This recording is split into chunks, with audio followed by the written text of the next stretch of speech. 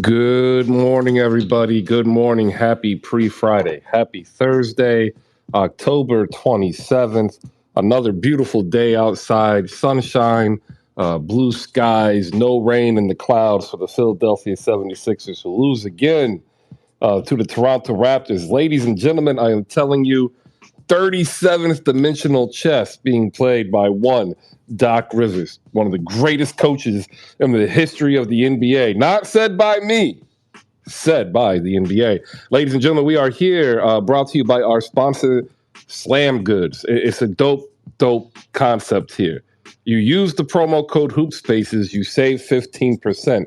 That's literally like putting enough money in your pocket to buy your son a donut. I'll get there in a minute on why I need to buy my son a donut, because he asked me a question. Real hard question. We'll get into it.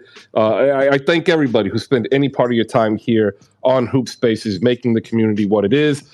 Big news. Also, yesterday, submitted the proposal to the NBA Launchpad program to see if we can't become an official partner. And for me personally, the official voice of the NBA here on Twitter Spaces. Shout out to all the great content creators. If you weren't on last night, you missed Nelly J and Fahim for the win, hosting Raptors Live TV. My man Al and myself were up there waxing poetically on the greatness of Doc Rivers and how he is a better coach than Nick Nurse, despite the fact that we lost. And nah, that ain't trolling.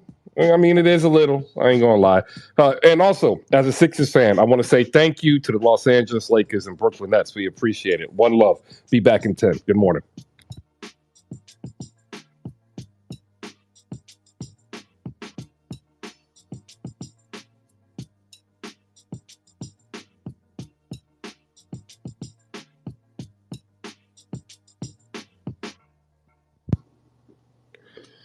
All right. Good morning, everybody. Good morning. Hope you are having a wonderful pre-Friday, no matter where you are. Thank you for dropping by in. I want to say shout outs to some people down below.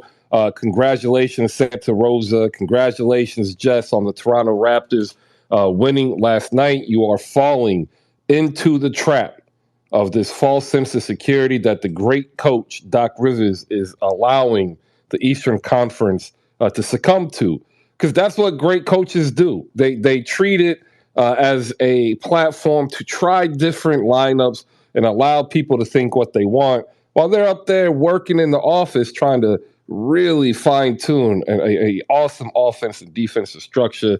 And like, as you can hear, like, I don't believe any of this particular thing that I'm saying because I watched the game this morning. Last night, couldn't watch it, had swimming practice. I was listening to it on the League Pass audio. Shout out League Pass audio. By the way, if you don't have League Pass, which is fine, pick up the League Pass audio. It's like $10, and you can listen to all of the NBA via the team's radio broadcast, right? You still get blocked out, which is crazy, but it's a cheap alternative. And so I get back and I start reading some of these recaps and reactions. So I pop in the Toronto Raptors spaces last night, and I tell you what, yeah, Philly doesn't have it right now, and that's about the nicest I can say after watching the actual game this morning. There's a lot of circulating video of one of the last offensive possessions in the fourth quarter, where there doesn't seem to be much direction. But there was really one possession that was in the first quarter that really irritated me, and it was the first possession that Joel Embiid was off of the floor, and it just spelled doom. The moment I saw it, it was the moment I realized that they had zero chance to win this game, because without Embiid, they had to depend on a two-man game of Maxey and Harden. And let me tell you, that is not a beautiful thing to watch. It really is not. And once again, I am up here. I am telling you, I told you, I'm telling you now, I am telling you again. Tyrese Maxey and James Harden play the same position. And right now, that's what's holding back the Philadelphia 76ers offensively. Not the fact that PJ Tucker is PJ Tucker at 37 making 10 mil. Not the fact that Tobias Harris is making 37 mil. It really is that Maxey and Harden right now play the exact same game. And what we need as a Sixers fan is for them not to do it. And unfortunately, that's just not going to happen. They tried, didn't work. Maybe we'll try something new tomorrow because we're on a back to back. So hopefully we split it. We'll get Al up here and talk some Sixers in a bit. If you want to talk some Raptors, go ahead and come on up, raise your hand. Always, as I say before, we ask that you like and retweet the show card. However, I'm trying a little bit different. Up top, you'll see the newsletter. I want to give a shout out to Jose from 77 Spaces. I stay up all night. I wake up early to put this newsletter on, and one of the things did not save. So although it was a great breakdown of the Hawks game, it had a headline of the Mavs. So, thank you for Jose catching that editing need right there. Shout out to Justin Padden, ladies and gentlemen, coming on board the Hoop Spaces family to be the YouTube coordinator. You can definitely get ready for more YouTube content. And what he's going to be able to do is help the creators we currently have get their video content uploaded to the Hoop Spaces channel. That way we can easily give it to you here on Twitter Spaces and on Twitter. Shout out to everybody also who dropped their kid off to school today. I hit every single red light. That is, to me, personally frustrating. That's one of the things that get me. But that gave me some extra time to talk with my son. And we had this conversation as I was dropping him off to school. And I'm going to put it up here so you can know what type of day it is, right? My son asked a tough question. Why do you think Batman is overrated? If you are a listener of the show, you understand my disdain for the man in black who calls himself a bat. Like, one, that doesn't make sense. Two, anyway, and that's the problem. Is I told him I don't think Batman is overrated, but he took it the wrong way. And you should have seen how his face lit up. It was like almost Christmas morning. He's like, "Oh my gosh, my dad's just been playing with me the whole time," and like he smiled so good, and he said, "Really?" And I'm like, "Yeah, absolutely." He says, "I love you," closes the door. He's looking at me, smiling, and then before I pull off, I say, "I know he's overrated. Love you, and make it a great day," and peel off. That's the mood I'm in. Like if I can do that to my own son. Just imagine what I'm going to do to you when you come up here and try to tell me Doc Rivers is not a great coach. All right, there we go. We've got a couple of people up here already. JF Cake is here. Al is here. Micah is here. Jay, the Wakandan tech support, is here. And I want to thank all the Lakers and Nets and the Lakers and Nets fans for wallowing in misery with us because even though we look bad, y'all look worse, and I'm okay with that. All right, we will go to Al first to talk some Sixers and Raptors. We'll wrap that part up. We got Jay, the Wakandan, JF Cake. We'll hit up some Heat, and Mike is going to get ready to talk some Mavs who play again, and we're good. Shout out down below to Big Mo. Shout out to 30 and Dubs. TJ, I see you down there as well. Rel came through. What's up, Rel? What up, eBay's 94 with the O? What do you call that? Like, yeah, you need to put a name there. Like, that's really getting me. Shout out to also all you Toronto Raptors fans like Santa Rosa and Keenan. You won. Yay. There we go. Al, good morning. You were frustrated last night. I'm frustrated now. It was horrible. How you doing? Good morning. Good morning, everybody. I was a little annoyed last night, but just for not because we lost, because I kind of thought that we were going to lose the first one. I'm expecting us to win tomorrow. I don't know why, but I am on a back and back, home and home. But just some simple things that watching the game, I'm screaming at the TV, and I just didn't understand. Just like a simple defensive ball rotations. Why are people wide open? The simple things. I mean, getting back and getting in position to defend. I seen one play. Matter of fact, oh my God. It was the same play that you just posted, Chris. Harden shot that shot, right? At the end, well, what was it? What was it? A block at the end of that replay? Tip pass is what they All right. officially recorded it as. All right. So the tip pass, literally 2 people got back for almost, I say, 18 seconds. And they got a wide open 3 off of that. And they had to call a timeout. 2 people got back. So that means all of the rest of the team stay back and just watch the play develop at the end of that play. That was a horrible set. I don't even know what the hell that was in the beginning. But for nobody to get back and we got a wide open 3 because nobody got back, that tells you everything that I needed to know for the whole goddamn game. I don't understand. I'm just confused. Get your ass back. It's a fast break. We've been talking about this for 3 years where our transition defense is horrific. It's not awful. It's horrific. And why do we got to keep talking about it? I don't understand. That's why I start saying it's not coaching.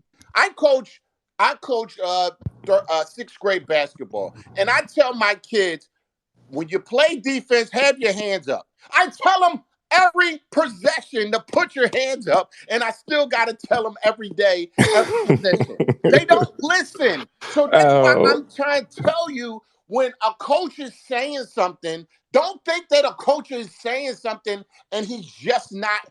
Excuse me. Let me put it differently. Let's not assume that a coach isn't saying something just because the players aren't doing it. We're going to get into the numbers on this game because they are depressing. It is that there is nothing you can hide about this loss. It was straight up a dumpster fire loss. When we go through these numbers in a minute, after everybody else says hello, you'll understand why. Let me move on real quick so we can get the rest of the hellos. We're going to go to JF Cake. JF, 60 seconds. Good morning and congratulations on knocking off the only remaining undefeated team in the West, the Portland Trailblazers, last night with the Miami Heat winning. And we'll get into that in a minute, but just say good morning. Morning, Chris. Look at that. Short and sweet. You can say good morning to everybody else too, man. Like it's all morning. You know what I just found out right now today? What? Alex voice sounds very familiar, and I just realized it was Passport D. It has to be. It is. It has. Okay, so he had to rebrand himself after last night. So just moving forward, Chris. Again, like I said yesterday, I'm not gonna get too high or low on this win, or even if we lost, because it's something that we needed to do. We had to show some type of fight. We had to show that we could shoot the ball consistently, and that's what we did. Max Strus and Gabe Vincent is still saving our ass, and we saw some signs of the rookie. So I'm hella happy about last night, Chris. Yeah, I kind of figured you would. I want to say Tim Bontemps from ESPN, like straight up, is trolling me with his article that he placed. What have we learned about the Heat, Celtics, 76ers, and the NBA's East Elite? Here's what we learned. Sixers ain't elite. You ain't elite if you going out 1-4. Like, that's just nasty. We just missed that. Yeah, just nasty. Jada, what kind of tech support? Good morning. Good morning, Chris. How are you? I'm doing great, man. I've got Doc Rivers as a coach. How you doing? Oh, man, I'm doing fantastic, man. Enjoying my mornings. A lot of sunshine. I'm glad that God answered prayers because we got college game day in Jackson, Mississippi. You know what I'm saying? We need the weather to be good and clear because it's going to be Jackson State by 40. By 40. And look, actually, all jokes aside, if you have never been to college game day, it is an experience. So if you are a football fan, even if it's college, check it out. It's just a wonderful vibe, as they would say. I think the kids still say that. But if you haven't been to like a top flight HBCU game, like you really missing out. So like if you happen to be in the area of Jackson State, come through. Or I believe if you are in the DMV, I think Howard and Morgan State play this weekend as well. Go ahead, Jay. But yeah, man, I put a tweet in the Jumbotron because people are almost there, Chris. They're almost there. They Yeah. almost see what I've been seeing for 2 years. And it's a beautiful thing. It's a beautiful thing to watch unfold. we will definitely hop into that. And if you don't know, Jay the Wakanda Tech supporter is a Memphis Lakers fan, and he has been on the trade LeBron and AD train since the day I met him. Micah, good morning. How you doing, friend? Give us a good, hearty Dallas welcome as you look to recover and have Luka Doncic lead you to victory coming up tonight. I mean, yeah, it'll be nice, but it's not. If we do get a victory, it's not saying much. But anyways, You do realize that you're saying that to three dudes up here whose team is a combined 1-8. Look, hey, it happens at the beginning of the season. Hopefully, it gets better. But first off, good morning to you. Good morning to everybody. You know what, Chris? Real quick, I'm not gonna lie to you. I'm kind of annoyed. You know, I'm over letting Jalen Brunson walk. I was over letting Goran Dragic not sign. But man, Frank Ntilikina and Facu Campazzo are never in life giving you 14 and 11. So there you go. Shout out Dennis Smith Jr. last night. Like, how crazy is that? A player that couldn't even be in the league is dropping 14-11, and the Dallas Mavericks signed a dude that I am 6 inches taller than. It's a shame. It's a shame. EK, good morning. Good morning, Chris. How you doing today, man? Doing great. I have Doc Rivers as a head coach. How are you? That's unfortunate, but you know No, what? it's great. I like the fact that you're looking on the positive side of things, even though it's a complete negative that Glenn, not Doc, that's a disrespect to Dr. J, Julius Irving, Glenn Rivers with 2 N's, is a very fortunate coach, not a great coach. However, I want to echo the sentiments of Jay the Wakandan. You've been on here the few times I've been on here talking about the Lakers basically need to unload everybody, and they looked absolutely horrible last night. I have a good feeling that my high school basketball team could give the Lakers a good run at this point because they look absolutely atrocious. They look worse than the 76ers. They look way worse than the Nets. They look worse than the Magic. They look like the worst team in the NBA. So there's that. And I also want to give a big shout out to Giannis Antetokounmpo for once again proving why he is not only the best player in the NBA, but he is indeed better than Kevin Durant. Thank you so much. Good morning, everybody. All right. See, where was that last night? Nat and I were trying to run a bench warmers, and we needed some hot takes, and that would have started the room on fire. Because as dope and as great as Giannis is, the one thing he has never been able to do is control the game with his jump shot. Like, he's able to control the game with his physicality and his athleticism. But he's never been able to put the Bucks on the back if they're able to wall him off. That's been, the main complaint. He won the championship, but when you look back at it, I really do believe that was a team win with just Giannis being the best player. But they don't win that championship without Jrue Holiday or Chris Middleton. Totally Jay, agree. you have something, Jay? Go ahead. Oh, Giannis also moves the pieces on the chessboard with his passing. But the thing about AD is AD dunked the ball with 2 hands last night and then grabbed his back like a 42-year-old man in open gym at Planet Fitness. So it's over. It's over. And it's okay. Yeah. Well, I don't know if it's okay. I really don't. Like, speaking of being over, like the Ben Love Fest in Brooklyn is over as well. If you watched that game last night, you saw a Kyrie Irving that was beside himself in disbelief as Ben Simmons was wide open and did not shoot the ball. So are we saying Ben Simmons is over just like how we saying everybody else is over? Because, we should have been said that, Chris. No, Chris. I'm still on. Oh, what? Go ahead, Jay. He was wide open at the rim. I think Yeah, you have to add that context to it as well. He wasn't just wide open at the top of the key, because he's wide open all day at the top of the key. He's wide open in the restricted area. Yeah, I didn't want to say that because I didn't want to trigger any 76ers fan with the image of Ben Simmons refusing to dunk over 5'10" Trae Young. By God, is that Sean Hardy's music? Wait a minute. Wait a minute. Wait a minute. Are we saying that Ben Simmons?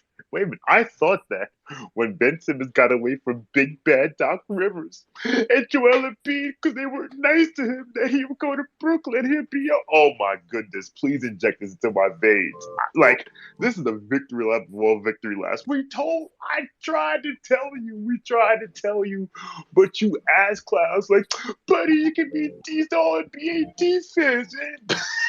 I say this. Hey, I woke up this morning, went to work, I hopped on the space. The first space I hopped on, the first statement that was said is Ben Simmons is trash. I mean, come on. Everybody is just repeating the same thing. We need to go ahead and just call up China, see if Eric Bledsoe need a teammate because, man, he ain't doing it for the Nets. This dude ain't been it since LSU. I've been on this hill since LSU. Why do y'all let this man pull the wool over your eyes? Why do the good people in Brooklyn, New York, let Ben Simmons pull the wool over their eyes? They have been hoodwinked, bamboozled, run amok, led astray. I want better. Word to Whoa. This isn't a 4-game sample size. This is his entire career. This is entire career. He's been an all-defensive player and a walking triple-double, too. This is real quick. I want everybody to understand how nasty this is. You are going to have two 76ers fans defend Ben Simmons. Defend them all you want. Listen, do you want that walking triple-double back, Mr. 76er fan? Do you want him back? Yes. Yes. I would take Ben Simmons back right now. Now you just hate yourselves. I feel sorry for you now. Chris, you forgot that he didn't even make the NCAA tournament. He made the NIL tournament. Bro, they was going to be a first round exit, bro. Leave that alone. Come on. So one, that's some low hanging fruit.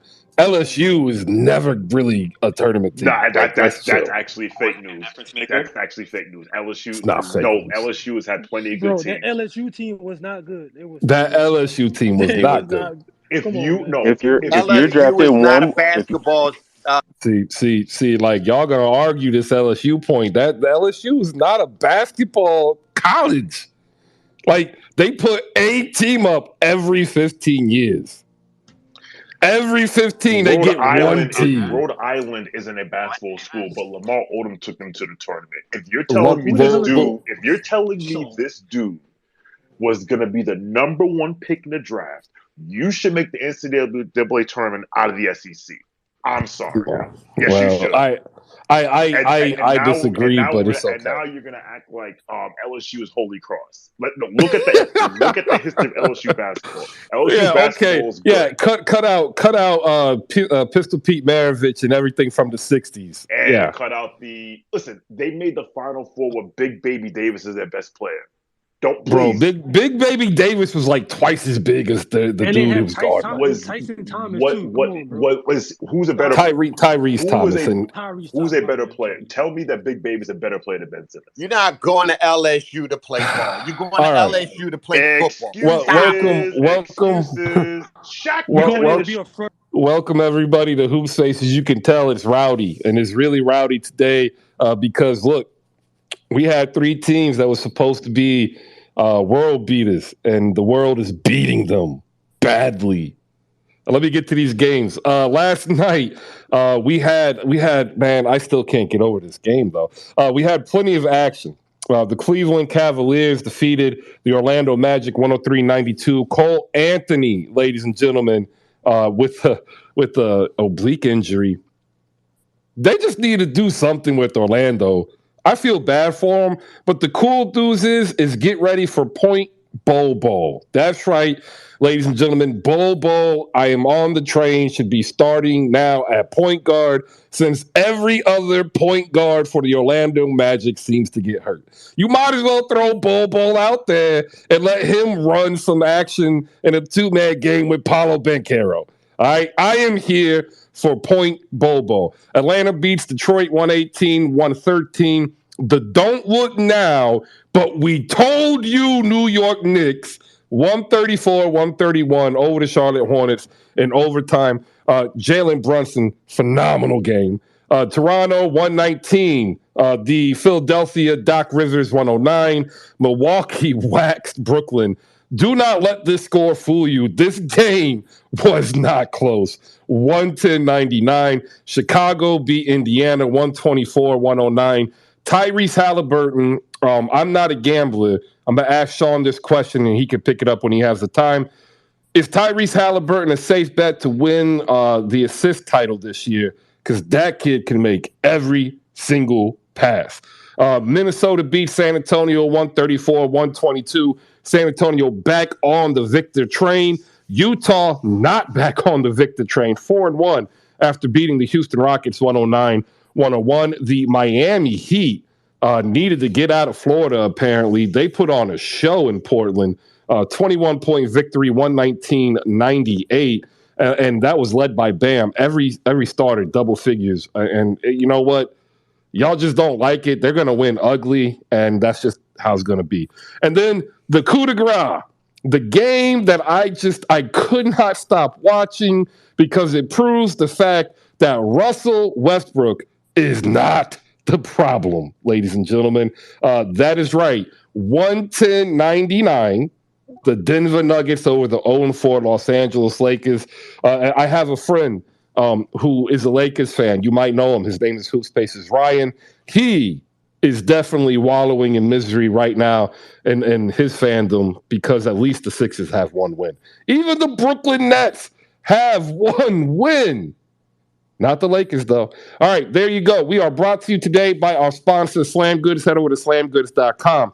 Use promo code HoopSpaces to save 15% off your entire purchase. And if you could, do me the favor. Like the very first tweet up here, it's the show card. It's not. It is the newsletter. 100% free. Get all the recaps, links to news that you want to find that you don't want to look for.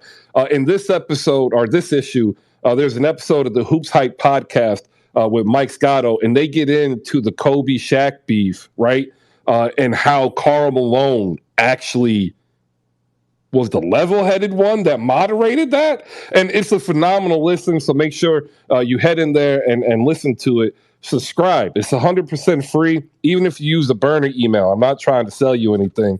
Just, hit that button. All right, I've got one person up who's going to talk some Raptors real quick because he's got a 10-minute window. That's Keenan, our friend from Clubhouse. Keenan, congratulations. I'm happy you won 119-109. Doc Rivers is still a great coach and better than Nick Nurse. Hey, man, the first thing I want to say is Doc Rivers is a great coach. I'm proud of him. He got my team to win tonight again. So, no, that was nice to see. I woke up in the morning. I got my nice iced coffee, sat down, watched the highlights, watched Pascal Siakam cook y'all in the first quarter, hitting 4 threes. He had 13 assists. They tried to triple team him. It didn't matter.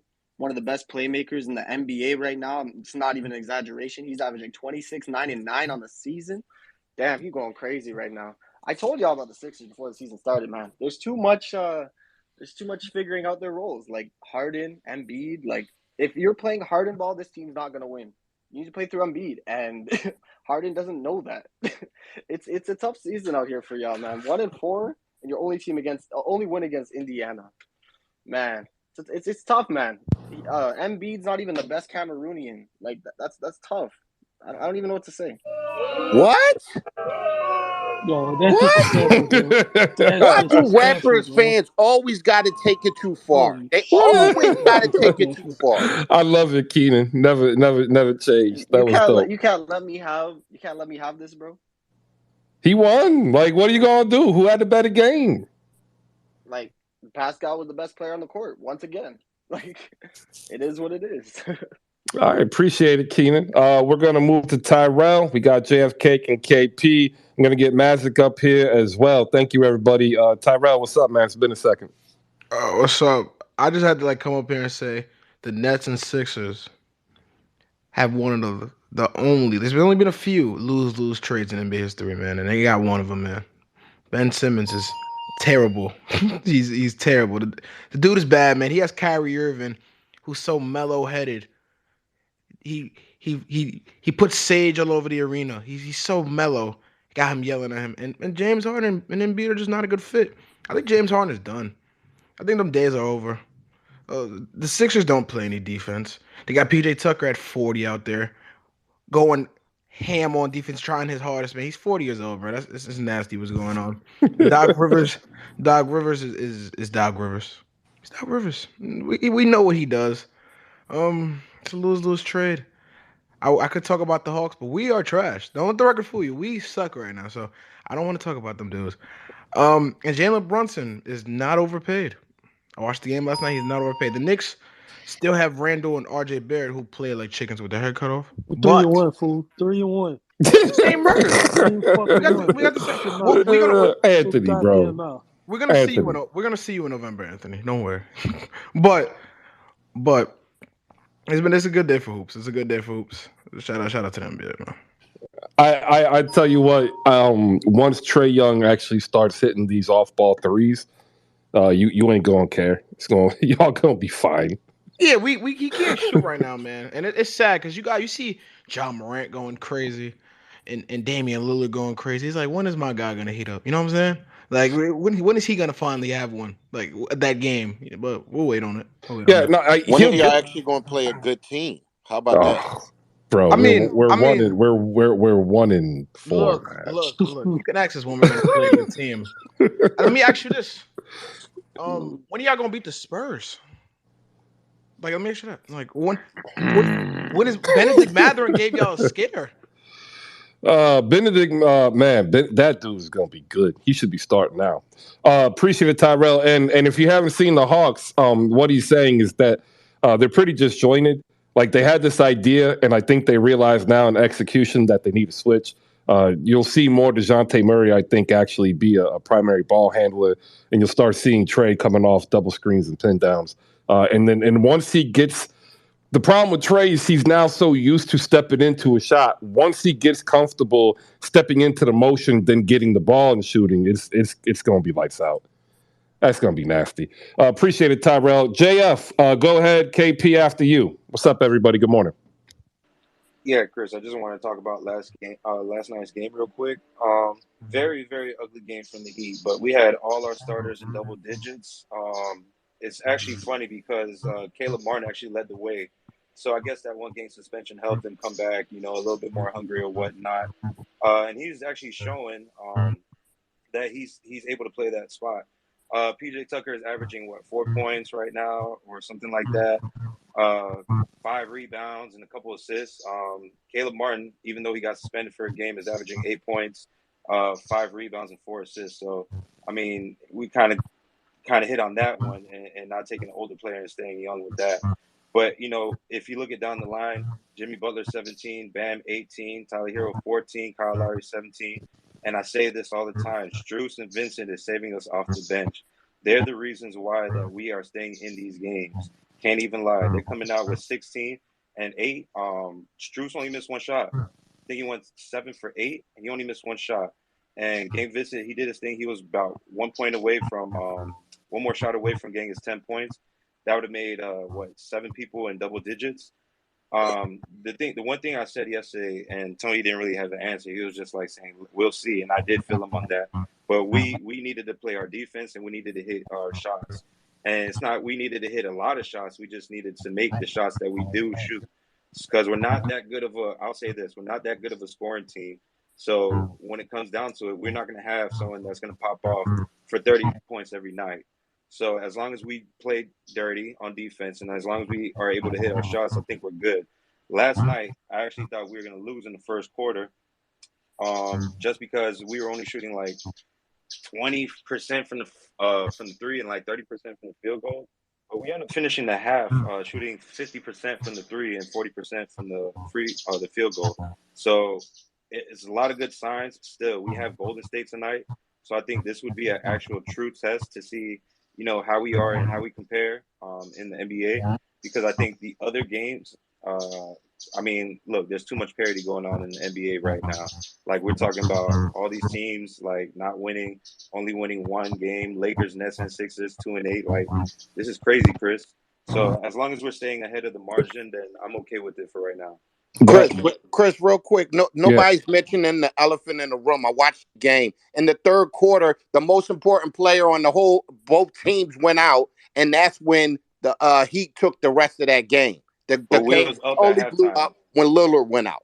But you have to understand, we had momentum going into the half. But you didn't even mention that Lillard went out, and that's when y'all took over the game, and y'all got like 5 steals in a row, and then blew the game open. That's when the game changed, when Lillard went out. Why you ain't mention that?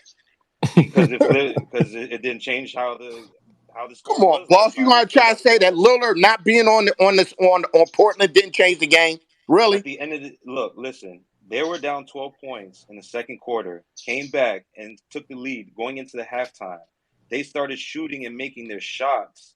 Dame Lillard wasn't making shots. They were 20% from the 3-point at halftime. So Dame Lillard being there and not being there didn't make a difference. He wasn't making shots like that. Did you really just say that? Look at the box score. Come on, boss. I watched the game. I can see if everybody on here didn't watch the game. I watched the game. So what was it? So what was his numbers? I'm not talking about the numbers. I'm talking about the score. It was like a 6-point game when I think he went up for a jump shot, and then he came down and he knew that he had to come immediately out. And then the whole game changed. Y'all got like 5. Jimmy Butler started stealing everything. Y'all started hitting threes, draining threes, and that's when y'all went up out of 20. Well, first of all, we weren't even looking good when we got into foul trouble, okay? And we had Dwayne Dedmon come in. He wasn't doing shit. That's when we brought the rookie on, and then that's when they took Nurkic out, and we started going in. Yeah, he got his quick 5 minutes and like 4 fouls or whatever it was, but that's where we gained the momentum of the game. It was all nothing but coaching last night. Dame Lillard could have he could have went for 30, and we probably still won. It was 98-119. We won by basically 19 points. I just told you why that happened, though, because y'all got 5 steals. Y'all started hitting everything underneath the sun. It was literally all on coaching. So how would Dame being in the game prevent them from hitting shots? No, he's saying if that Dame is in there, the game is different. Like he's saying, don't read into it because without Dame being there, Portland scrapped their plan, and then Miami was able to overcome Portland.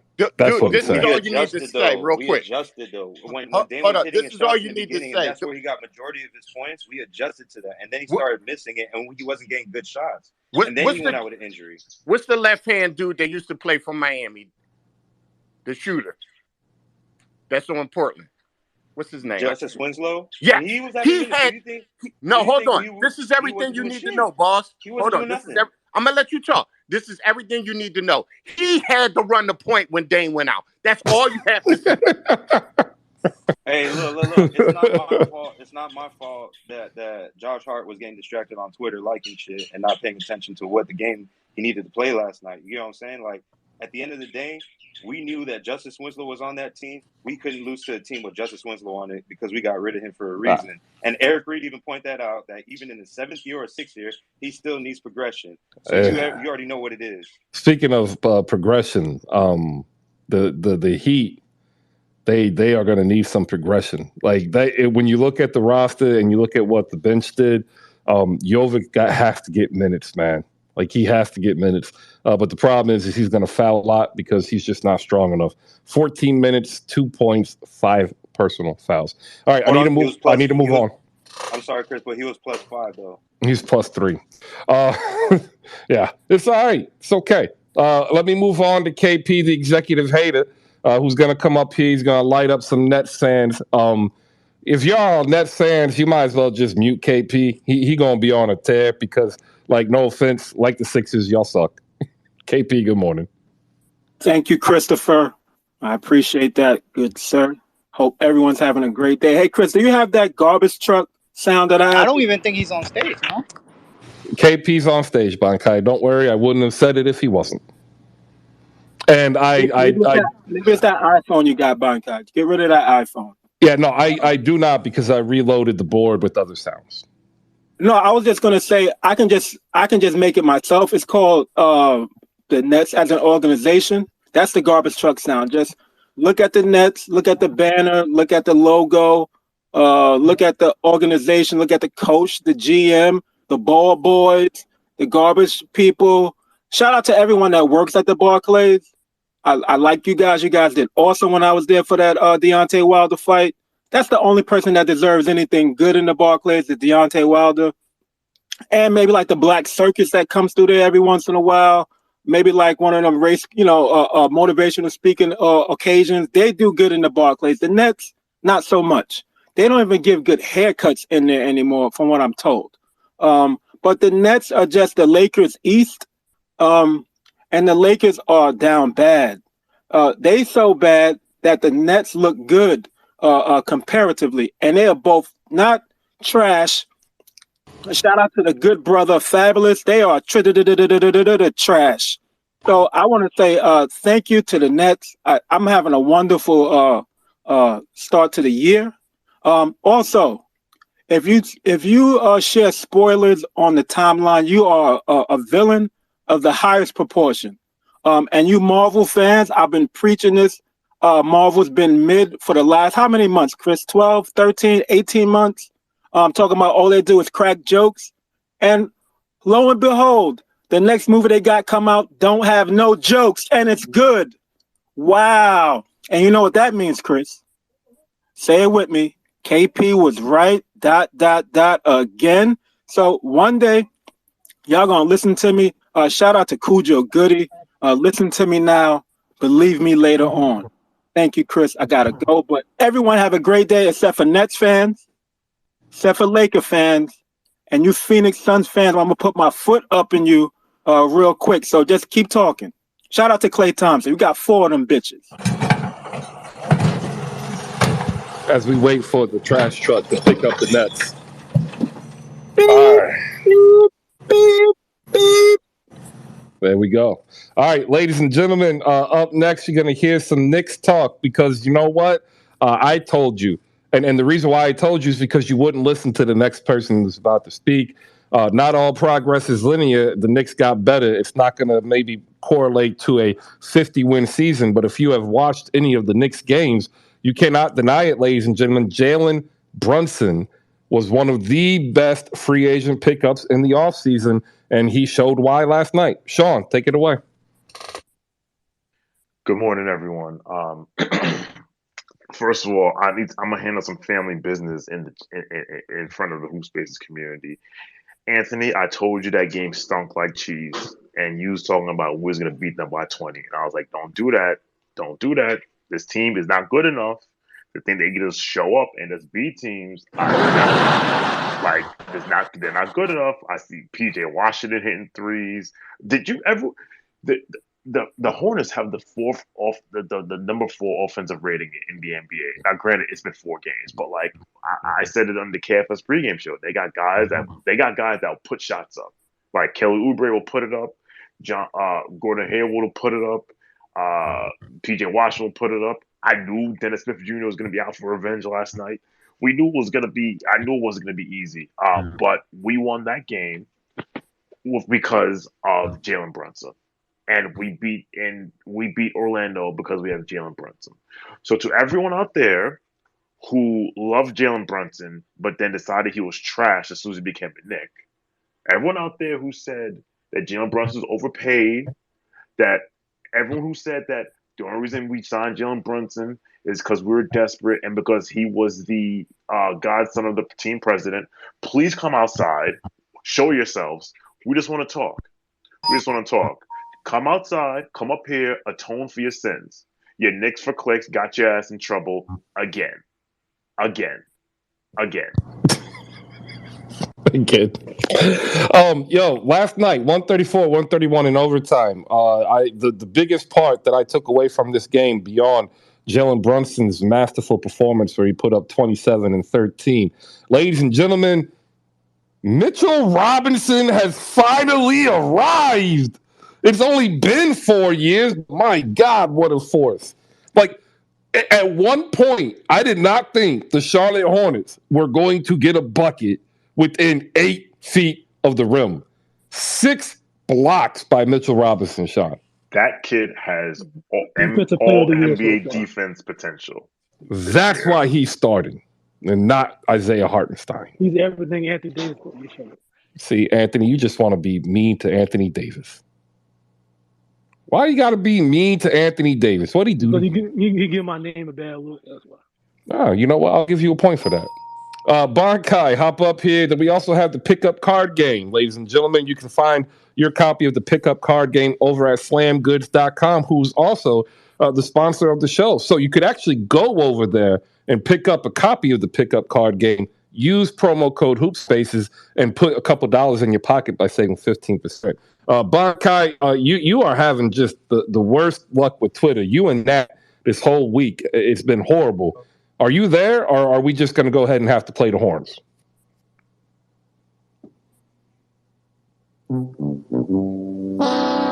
Just like that, ladies and gentlemen, we move on. Pickup card game. Ladies and gentlemen, if you have not played it, check it out over on YouTube. They got a great explainer video on how to play the actual game, which lasts about 25, 30 minutes, and the quick one-on-one, which lasts about 2 to 3 minutes. I play it. My son plays it. He loves it. And it was built just for that, out of passion and love for basketball and family. Pick up your copy over at slamgoods.com. Pickup card game. Good morning. How you doing? Good morning, Chris. Good morning, Who Spaces. It's been a while, but so it's good to be back here.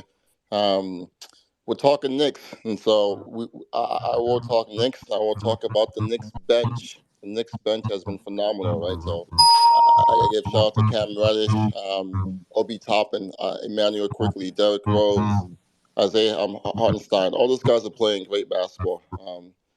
A small sample size, but the Knicks have the fourth highest scoring bench this season. The Knicks lost a bunch of home games last year for no reason. They've won 3 home games so far, lost none. So all good signs, but it's early on. I'm just happy that we can watch a team that's just watchable. We have a very, very low standard as Knicks fans. We just want watchable basketball. I love that. So I'll take it. I love that. Like, they're just watchable. I would just like to say, in January of the year of our Lord 2022, the Dallas Mavericks could have offered Jalen Brunson a 4-year, $55 million extension, which Jalen Brunson says if they offered it, he would have taken. But the Mavericks said no because they thought they could use him in a trade. Again, not enough is being made that the Dallas Mavericks let this dude walk for absolutely nothing. Again, I agree because it's what I found out is from the Mavericks side is like what they want is basically a line in the middle here. Because yes, had they offered him the contract before the deadline, not last season, but the season before he signs, but because they didn't and they rolled the dice, like they're done with it and they're moving on. That's what I get from the gist of it. Don't worry, Micah. I'm going to bring you up so you can respond to Sean's claims again. But up next, we're going to make sure Bonkai is either here or not here one more time. Then we'll go down to Anthony so he can beat his chest like King Kong. And then we got Jeff coming up here to tell me that Nick Nurse is better than Doc Rivers because they won a basketball game last night. And I will tell her exactly why that's not true. Bonkai, are you with us? Nope. Give him the horns. Man, he's gonna end up getting the record, and then he's gonna kick himself and buy a new phone. Anthony, close us out on the Knicks. Well, actually, lead us up to the closeout on the Knicks. We'll go back up to Sean. What did you think last night? Listen, I was wrong yesterday. Okay, I was very wrong. I'm sorry to the Hornets Nation. You know what I'm saying? I got a good basketball team over there. I'm very sorry about that. But go to the Jumbotron, and I got something up there called Cinnamon Toast Crunch Cake. Okay? It's fire, y'all. It's fire. Please look at it. Look at it, Chris. It is disgusting. It's fire, son. It is disgusting. Don't. No, actually, yeah. Pick it up and drop it off where it belongs in the trash can. It's just disgusting. 10 out of 10 cake. One, there's no such thing as a 10 out of 10 cake, especially when you're using dry human pet food as the base of the flavor. That's just nasty behavior. Sean, Knicks talk. They're 3-1. You're getting ready to go into Murderers Row. You got 10 games coming up. Out of those 10, 8 are super hard. What do you think's going to happen? What are you going to come out halfway through November? I think over these next, so I think our next 11 games that's the Murderers Row. If we go 5-6, that will be amazing. I would accept 4-7. But I think 5-6 is feasible as I look at the schedule now. Like, would you be overjoyed if it was 10-5? So if we started 10-5, that would be amazing.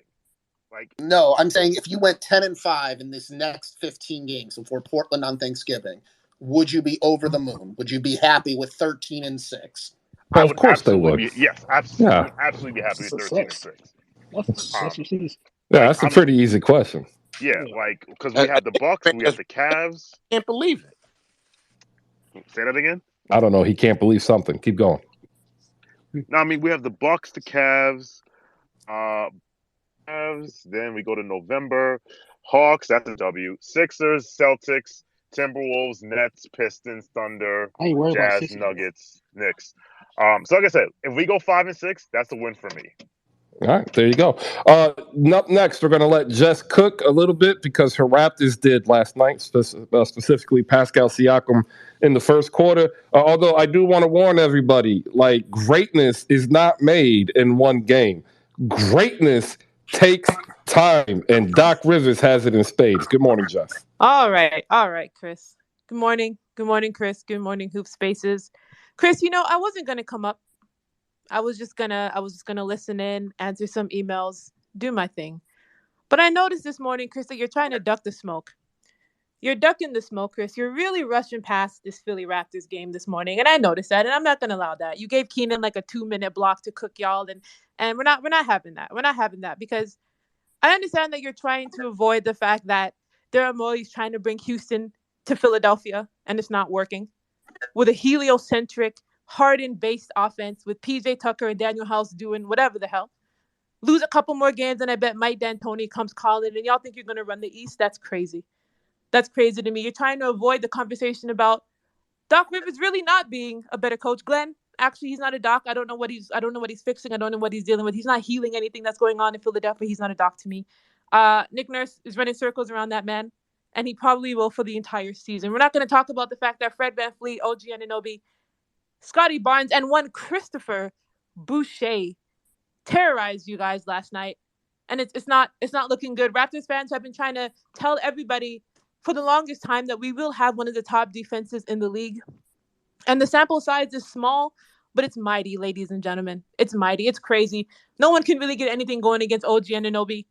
I think last night Fred had like 2 steals and 3 blocks, and he's like 5'2". Y'all should be ashamed. Y'all should be embarrassed. And if by the end of the season I don't see 2 all-defensive nods coming from the north side, the NBA is cooked. It's rigged. It's a sham. And then we want to talk about one Pascal Siakam. I want to get on here this morning and say he's having an MVP campaign, but I know how everybody likes to talk about the Raptors being dramatic and ridiculous. So I'm just going to say if he doesn't have an all-NBA second-team nod this season, something's wrong. Something's crazy. He's cooking the league right now, and he said he wanted to be top 5 at the beginning of this season, and God damn it, he's looking like it. Give the man his respect. Give the man his flowers. And I keep saying it any spaces that I'm in, the Raptors are truly going to be the hardest team to beat, I think, on a night-to-night basis. No team is trying harder. No team is going to give you harder defense, and no team is going to be better coached. Sorry, Chris. Again, I saw you try to duck the smoke this morning, and I won't allow it. I won't allow it.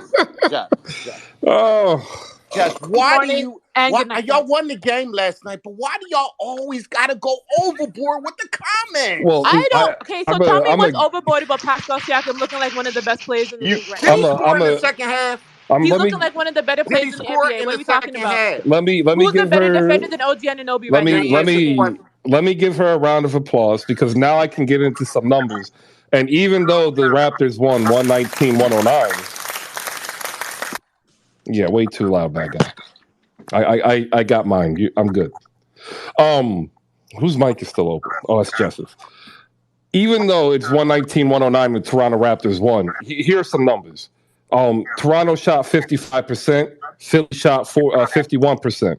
Toronto shot 43 from 3, Philly shot 44 from 3. You have 11 for 14 from free throws, Philly shot 13 for 19. In fact, every attributable stat was on par with what Toronto did. Like, it had zero to do with coaching. It had everything to do with execution. With every other thing that I'm talking about. Absolutely, Chris, sure. Ergo, Doc Rivers, still a great coach, better than Nick Nurse. It's just the team didn't execute because they had to go to Toronto. And like what we found out was that they didn't accept James Harden's ID card in the strip club the night before. And so he had to stay up at the Westin and bring the party to him. He was at Lost and Found last night. That's where he was at. Shout out to everybody. If you know, you know. He could have been anywhere. He could have been anywhere in the downtown Toronto core. It doesn't matter because here's the thing, Chris. First and foremost, because I care about you, because I like what you're doing on this platform, please blink twice if you're under duress with this Doc Rivers is a good coach. Since the season started, it's all you've been tweeting, and I'm concerned. I'm nervous. If you're under duress, if you're in a basement somewhere, please let us know. Please let us know. And the other thing that I will say is, you know what? Ultimately, when you look at these numbers, it doesn't change the fact that, again, Daryl Morey trying to bring Houston to Philadelphia is not going to work. And it looks like Joel feels the same way because you're also ducking the smoke about the fact that he doesn't look so good. He doesn't look so happy, and he doesn't look like he should. He's not in shape. Your offense through him. And that's not happening right now. So again, and as a matter of fact, as you know, as somebody who is in the same conference as you guys, do it. I implore you, please keep Doc Rivers coaching and bring an older version of Houston to Philadelphia. Do it, please do it, and let's see how that works out. So, one, he's not in condition shape. Two, he's on line with what his career averages are. Like the idea that Joel Embiid looks bad, he just looks out of shape. Once he gets into shape, he'll look normal. He's going to put up close to 28 a game. He's going to give you 11 rebounds. He's going to give you 3 assists, a block, and a steal. Like that's just what it is. And he still had 31 last night. And I think the biggest issue that we have, and I'm not ducking the smoke. I'm gonna mute your mic real quick. There's some feedback. I was on Raptors Faces, Raptors Live TV last night with Fahim for the Win and Nelly J. Make sure you check them out also on the Good Rookies podcast. I'm dead honest. I've never lied about Daryl Morey. Sean has known me the longest. I didn't want him hired. I can't stand Daryl Morey. I don't want Daryl Morey anywhere near the decision tree of a general manager or a vice president of personnel because he has this idea and notion that he's just simply smarter than everybody. And everywhere he's gone, he gets to a certain level of success, but then everybody realizes that's all you got. You don't have the next step.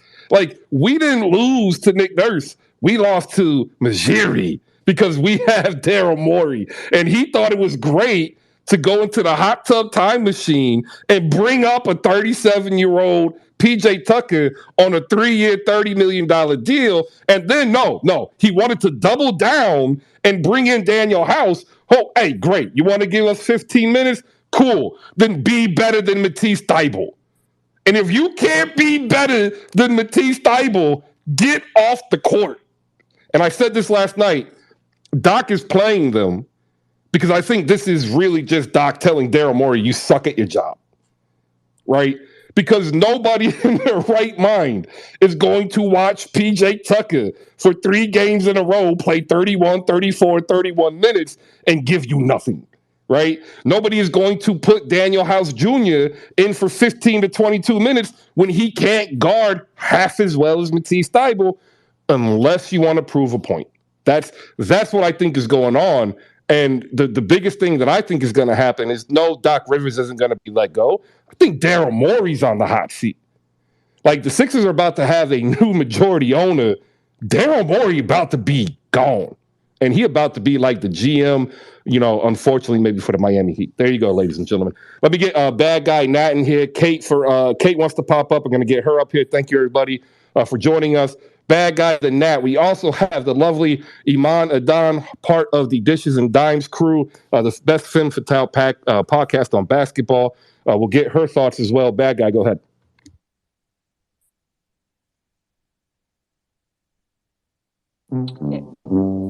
Is it bad guy or is I it said me? bad guy. Okay, Yo, what yeah. up, Chris?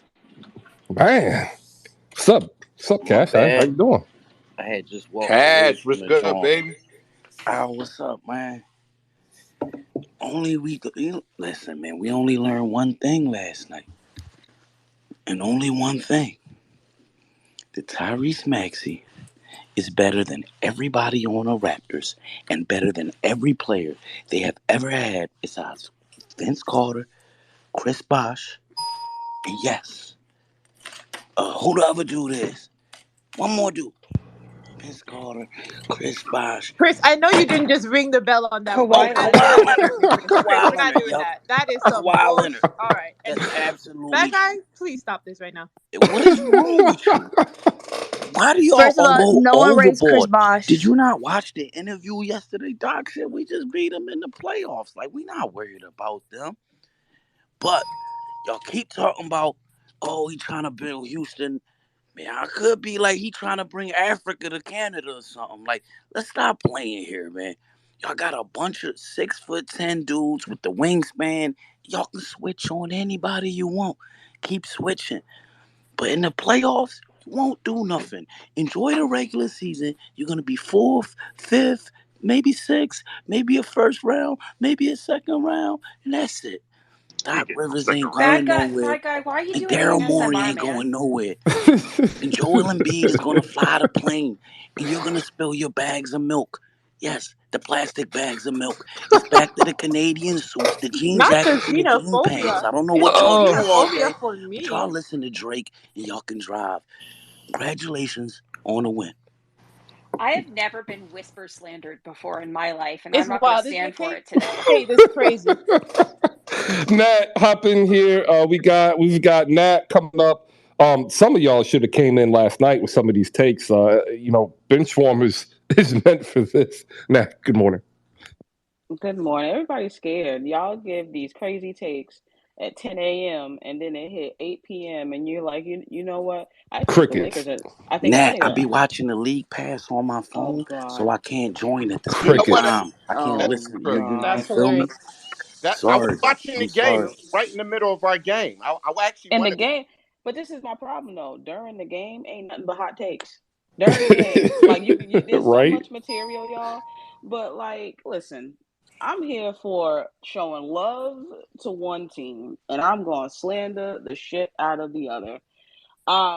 Shout out to the Toronto Raptors. They have got a really good freaking team, people. It's time to stop hating on the Raptors. Let it go. They are really good. Okay. They have some of the best young talent in the league, wing depth, all that. Just stop with the hate on the Raptors. Okay. It ain't hate. They got No, Pascal no, Siakam and like 11 baby clones. no. I'm gonna tell you right now. Y'all They're have not 11 everything deep. to Let's say. realize. Hold up, Tony. Hold up, bad guy. Everybody upset because your team probably sucks and you're mad. I get it.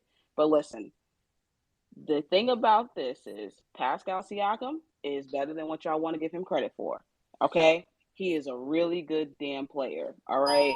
One of my favorite players to watch. OG is a really good damn player. I love watching this team. Okay. I had Scotty Barnes picked back before the season started last year as rookie of the year. Someone told me that he was a defensive guy and he wasn't going to get it. And I kept telling them he can score in this league. He can score in this league. He can score in this league. And then what happens? He keeps scoring in this league. So that's on y'all. Watch the Raptors and have fun because they are a fun team. All right. Now, that's my love. I fucking hate the Lakers. And I'm here to tell you, who are you gonna blame today? Who is it? Westbrook didn't wear the right clothes. Did he not wear the right colors? Who are you going to blame today? maybe, just maybe, they suck. They absolutely suck. Okay, there is no AD is going back to dominant or whatever. That dude is playing. He looks okay. He's not taking over anything. Okay, I am sick of this. All right, it's not health. LeBron is healthy. AD is healthy. They suck. That is what it is. Okay, this is not 2014. This is not 2015 where you'd be like, oh, well, we got LeBron. Yes, you have LeBron today in 2022. It is not the same. That team sucks ass. They are taking up space on League Pass every goddamn day. We have to watch these people, and I'm sick of it, okay? I'd rather see Detroit or Orlando needs more time. Get these people off of my TV and that yellow shit, okay? Stop talking about the Lakers. You talk about other people. They are done, okay? Lonnie Walker is not helping you win a goddamn chip, okay? Thank you. Well, hashtag Nat knows ball. Nat knows ball. And I'm coming to Benchwarmers Nat to let everybody know why Pascal's running through the league. It might be a permanent stay in the All NBA conversation. I got you, sis. I got you. Hey, Nat, I said Pascal Siakam was top 15 last year. And now I'm saying that he's top 10 and maybe top 5. I always got respect for him. Okay, Ben. Can you stop whisper slandering and then lying, that guy? Can you stop? Can we stop? Don't go too far. Oh, man. Look at this. Ladies and gentlemen, we are entering the second hour. I want to welcome all of you to your pre-Friday edition of Hoop Spaces. Up on stage, we have Sean with a W, leader and host of Live from the Mecca. Also, you can find him at Knicks Film School Study Hall. We have Killer Gaddafi up here getting ready to unleash on his Brooklyn Nets. We have Iman Adan from the Best Femme Fatale podcast covering all things hoops and Yahoo Sports Canada and basketball news and so many other places I could name that like you would actually, your mind would explode how well she's connected with the amount of people she knows. We have Kate for Birds up here. You heard the whispering sounds of Cash, a.k.a. the bad guy. Tony Schwartz, NBA, is up here with some heat propaganda. Nat and we are still trying to figure out, like, where the hell y'all are at 8 p.m. on Tuesdays and Wednesdays. Like your lives ain't that busy. I know, like, y'all are adults. Y'all got kids. You cannot have that busy of a life. We have Al. Somebody just said that Pascal Siakam was top 5, and you mean tell me that you can't bring that to Benchwarmers? Right. I'm buying it. Right? Like, just pop in for 30 seconds. Drop it up there. Yo, Pascal's top 5 at me. Pickup Card Game is here after a long hiatus because you know what? He's out there inspiring and leading young minds to be entrepreneurs because that's what we need. We need more of them. Jess is here. She cooked. I ain't going to lie. She cooked. Everything she said was right, but one thing, Doc Rivers is a great coach. Mike is up here. We're going to get his voice. We got plenty of hands up there. We'll bring you guys up when we can. Up next, though, we're going to go to Iman Adan. We're going to wrap up the Raptors talk here. We'll let Micah hop up in here to give his take real quick. And then we are going to go to Kate because I forgot she was there. So we'll go Iman, Kate, then Micah, and then we talk Nets. So if you got your Ben Simmons slander ready, go ahead, raise your hand. Because what's going to happen is the two 76ers fans are going to end up defending Ben Simmons. It's going to be wild, and I don't understand how this is going to happen. All right, Iman, good morning. How you doing? Good morning, good morning. I, like Jess, was just about to mind my business and just sit in the audience, send some emails, and get my day started. But I needed to come up here because y'all were talking crazy when she was speaking. There was this, she mentioned Pascal Siakam having a great game, and I think someone said, and how many points did he score in the second half? And I just see that's my issue with it, especially when you have Pascal Siakam playing as great as he did, because what happened in the first quarter was, the Sixers were like, all right, let's close off the middle, and we're going to force Pascal to beat us from outside. And what did Pascal do? He went 4 for 4 from deep. He said, I can shoot. Let me show you. Went 4 for 4 from deep, hit some catch and shoot threes, but also had a pull-up three above the break that was beautiful as well. So he showed that he can do that. And then after that point, because he had like 17 in the first quarter or something like that, they said, we're going to throw every single body that we have at you. And what did he do? He finished with his career high in assists. It had 13 assists, because after that sort of first half, they were just not, they were not going to let him go up against one man, and he carved you up. And I was listening to some people today, and they were talking about, oh, was Gary Trent Jr. the number one guy for the Raptors? Because Gary had 27 points last night. Gary had a great game, 27 points. Nearly every single one of Gary's shots were assisted on. He had a couple where he took some guys off the dribble, but they were tons of catch and shoot opportunities. Why? Because of the defense that Siakam was attracting.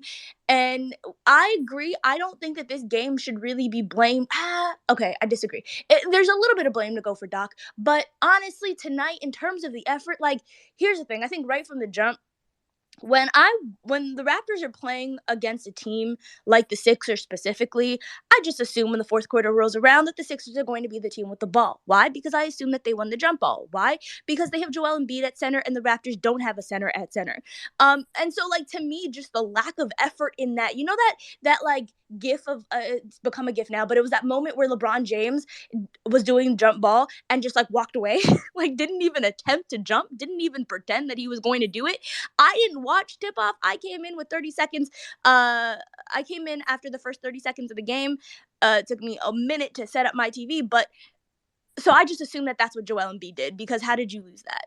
Anywho, moving forward, next point about Joel Embiid not showing effort.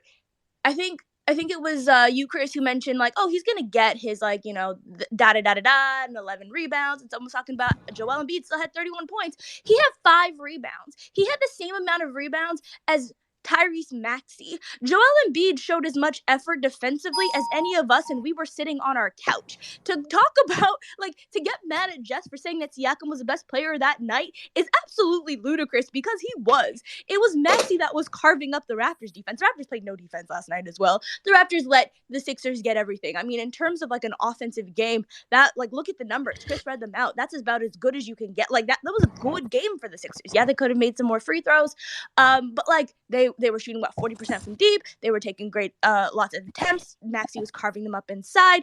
They were getting to the free throw line. It was a fine game for them offensively. The problem was it was a terrible game for them defensively. They were giving absolutely everything up, whether it be to Pascal Siakam, and then once they needed to throw all their attention to him, Gary Trent Jr. wide open, Fred VanVleet, OG Anunoby, like whoever else was there had those easy looks. Gary Trent Jr. was the prime beneficiary of most of them. But, like, the Sixers played absolutely no defense. The Sixers showed absolutely no effort. They had no heart. Tobias Harris, I have never seen someone look so invisible on the court that sometimes it felt like the Raptors were playing 4-on-5. It's just so listless. Tyrese Maxey is the only, like, bright spot on the night. And Sixers fans complaining about people booing after injuries or cheering after injuries or whatever, that never fucking happened. You guys are being weird. Not you guys in this room, but, like, just Sixers fans in general. When it comes to these two teams playing off, I love Joel Embiid. I think he's a lot of fun. And I also, like, I know this is a controversial take, but I love James Harden. I think James Harden is also a lot of fun. And like, it's been fun to sort of watch James Harden start the season off with a bit of a resurgence on his end. But, like, Joel Embiid has got to do something. Like, I get that there's, you know, plantar fasciitis, which might be just laboring him. But, like, he looked completely listless. He gave zero effort. You can't have the same amount of rebounds as Tyrese Maxey. You can't lose a jump ball to a non-center. And you can't play defense like you don't want to be there. You can't play defense like you're an Eric Bledsoe tweet. It's just not working for me. Joel Embiid needs to be better. And the Sixers team is not going to be good unless he is better. And PJ Tucker, my goodness, like, as someone who is a PJ Tucker fan, as someone who I was like, yo, the Heat are going to miss PJ Tucker. And I do believe that the Heat miss PJ Tucker. Sorry, Tony, but, like, watching the Heat, I'm like, yeah, they could really use a 4 right now. PJ Tucker misses PJ Tucker right now. Like, how did the Heat lose PJ Tucker, but the Sixers didn't gain him? It doesn't make any sense. And It so, yeah, that's doesn't. my time. It doesn't. Funny story. Like, Tobias Harris and PJ Tucker, by the numbers, were the best players for the Sixers last night. PJ Tucker +1, Tobias Harris neutral. That's a Being 0. invisible is so great. It is. But I ask for those who watch the game, like, what do you do? Like, what if you are in Doc Rivers' position, right? This is why I've been arguing Doc Rivers all season. I'm going to give you what I am doing. Like, what are you supposed to do when you are a head coach and you look at your roster and you just say to yourself, "This shit ain't it." No, Chris, there's a bullshit take from you. What? Because Tell me how. How it's is a it bullshit take. bullshit? Because How? you You want watched Doc them to go out there and you play, watched them Tony? put Joel at the high post and that Raptors team double him all night and stop. Look, the Raptors not out coaching you was a crazy take earlier too, because they decided. I don't think they didn't play defense, Amon. I think they decided to take away the one thing that the Sixers do offensively elite, right? They got Joel. They pushed him out of the high post. They doubled him every time he got a touch on that elbow and gave up whatever they were going to give up on the other side, because that's a formula to beat the Sixers. And Doc did absolutely nothing to adjust. He didn't get the ball out of Joel's hands. He didn't try to move him out into space or on the weak side. He didn't put him in the short corner for easy lobs. Doc just sat there and let James Harden create in the mid-range, which Tony, any did you team watch is going to did you allow watch the them whole to do. game, Tone? I watched the whole fucking game, bro. If you watch the whole game, the whole first quarter, we gave up wide open shots. Is that Doc's fault for letting them be wide open? What do you It want me to was say? given. You want me to say? You want me to I'm say? just asking a simple Yes, question. Doc's fault. Defenders aren't rotating out and showing effort. So that's his fault for not It's a rotating. combination. It's a combination. But don't just sit there Come and on. tell me that Doc Rivers is doing some excellent job coaching. It's That's not. nonsense. It's not that. I'm just That's saying. nonsense. So Well, that's out what from the Chris is court. saying. I'm not talking to you. I'm talking So to tell Chris. him to go play. yeah. Tell So Doc to go play then. my reply is, and I said this earlier, and I agree with Amon. It was a great game for both teams, except neither team decided to play defense. Like, what is happening is Toronto's living off of the reputation of being a good defensive team. They were not a good defensive team yesterday. They just had a better first quarter. If you watch the game, they won the game in the first quarter. Like, the second quarter, they went up 2. It was a tied game the rest of the way. It was a great game. The issue wasn't Doc. The issue was execution. But you can't execute offense 3-on-5. But like, we didn't lose the game on but offense. that's my problem, though. Tony. This is my argument. This is Doc When Rivers. the game is outscoring the other team. Like, I don't understand. Like, you win games by outscoring the other team and playing good enough defense in a modern NBA. Our defense wasn't good Both of y'all enough. came out and played defense. You just played But defense Tony, wrong, bro. the issue that I'm having, and like what Al's having, and what I'm believing, he's looking at this roster and he's saying out loud, "This ain't it. Let me show you why. Let me go ahead and give PJ Tucker, Tobias Harris, George Niang, and Daniel House. Let me give them a combined 100 minutes, and let me show you how bad this can be." Yeah, them Daniel House minutes are cooked, my boy. And like that, and I really think this is Doc Rivers right now saying, "Get this dude out of here." And he's just that experienced of a coach that nobody knows this is what he's thinking. Look, I'm make this short and sweet. I'm Go waiting for ahead. y'all to go to 3 guard. There's no reason y'all shouldn't have went to 3 guard now with D'Anthony Melton. It's pissing me off watching y'all not do that. And every time you sit there and tell me Doc Rivers is a good coach, when I clearly see the best lineup on the floor, never touch the fucking floor, I get mad. He's a great coach, Tony. We're gonna go to Kate. Kate, good morning. Yeah, I also was going to keep to myself this morning, but you've all been talking some mad trash up here. So I just had a couple very quick points to make. First of all, thank God for Doc Rivers, the best coach in the NBA. He was coaching a great game again last night. I hope he keeps it up all season long. It's been a joy to watch. Second of all, Philly fans love their trash talking, villain, troll of a star. They love Joel, Troll, and Embiid. But then they get all soft and whiny every time stadiums boo him for being a troll. Joel Embiid has done the airplane in the Scotiabank Arena more times than I can count during playoff games when he's been up by 30. Of course, the Toronto fans are not going to like him. They're going to boo him every time he touches the ball, and now he's whiny and complaining that he does not like to play in Toronto anymore. Well, I'm sorry, Joel. You reap what you sow, and this is what you wanted. You wanted to be a troll, you wanted to be a villain, and now you're getting the villain treatment in other fan stadiums. And you know what? It probably just feels like at home. I don't know what he's crying about when we boo him, because Philly fucking boos him when he's at home there too. So, he just needs to suck it up. He's never going to get respect in Toronto anymore because he didn't show us respect. And the Philly fans also just need to shut up about that because it's really fucking tiring. Yeah, those were really my two main points because I think Iman really said everything that I wanted to say. Pascal Siakam is a star. Everybody needs to apologize if you haven't already. And if you already have, then apologize again, because we never heard the fucking end of it after the bubble, when that man hadn't touched a basketball in 2 months because he was struggling with his visa and we were all locked inside in Canada and had nowhere to go. He had no, illegal basketball courts he could go and attend like the Lakers did, and he struggled. And you know what? He should. Everybody should give him his flowers because he took another step again. This is just an unbelievable story of a star that should never have been a star. He was drafted 27th. His brother Christian Siakam said that there was only 2 teams that were even considering drafting him at all, and Toronto was one of them. And we drafted him in the first round, and he's turned into. I can't wait to give him a fucking supermax. Let's go. I love him. Oh, go ahead. I thought you were done. I'm done. I remember watching Pascal Siakam at New Mexico State. I don't know if any of you remember watching Pascal Siakam at New Mexico State. He was 6'7" and like a $185 when he got there, and he left like. They listed him at 6'9", 250. And I was sitting there like, there's no way in hell you are going to pull a fast one on the NBA. I didn't think he was going to get drafted either. I didn't. Everything was like, well, he could get in the second round. He'd hit the G League. He needs a couple of years, and maybe he'll come up and be a good combo wing off the bench. So, I'm thrilled when somebody succeeds. I'm very happy for Pascal Siakam.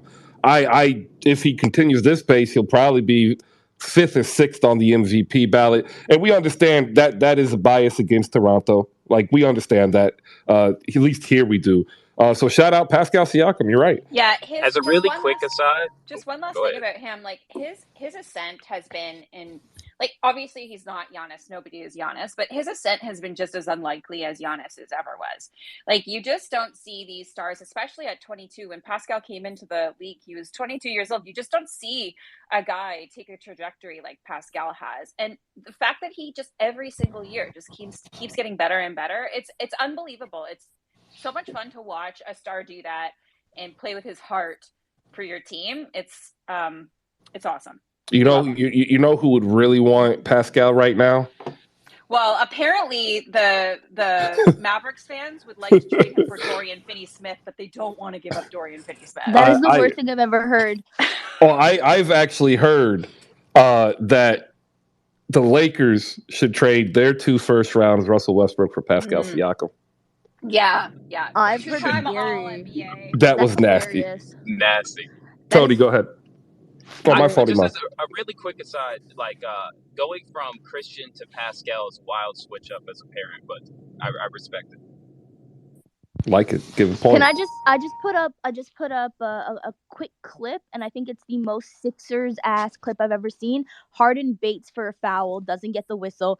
The Raptors then get the ball, go out in transition, and Joel Embiid has the most lazy ass, lackadaisical ass transition defense. The entire Sixers team, but when we're talking about effort, it's almost like I it proves my don't know point, how right, is Iman? Doc supposed to just ashy voice yell at them?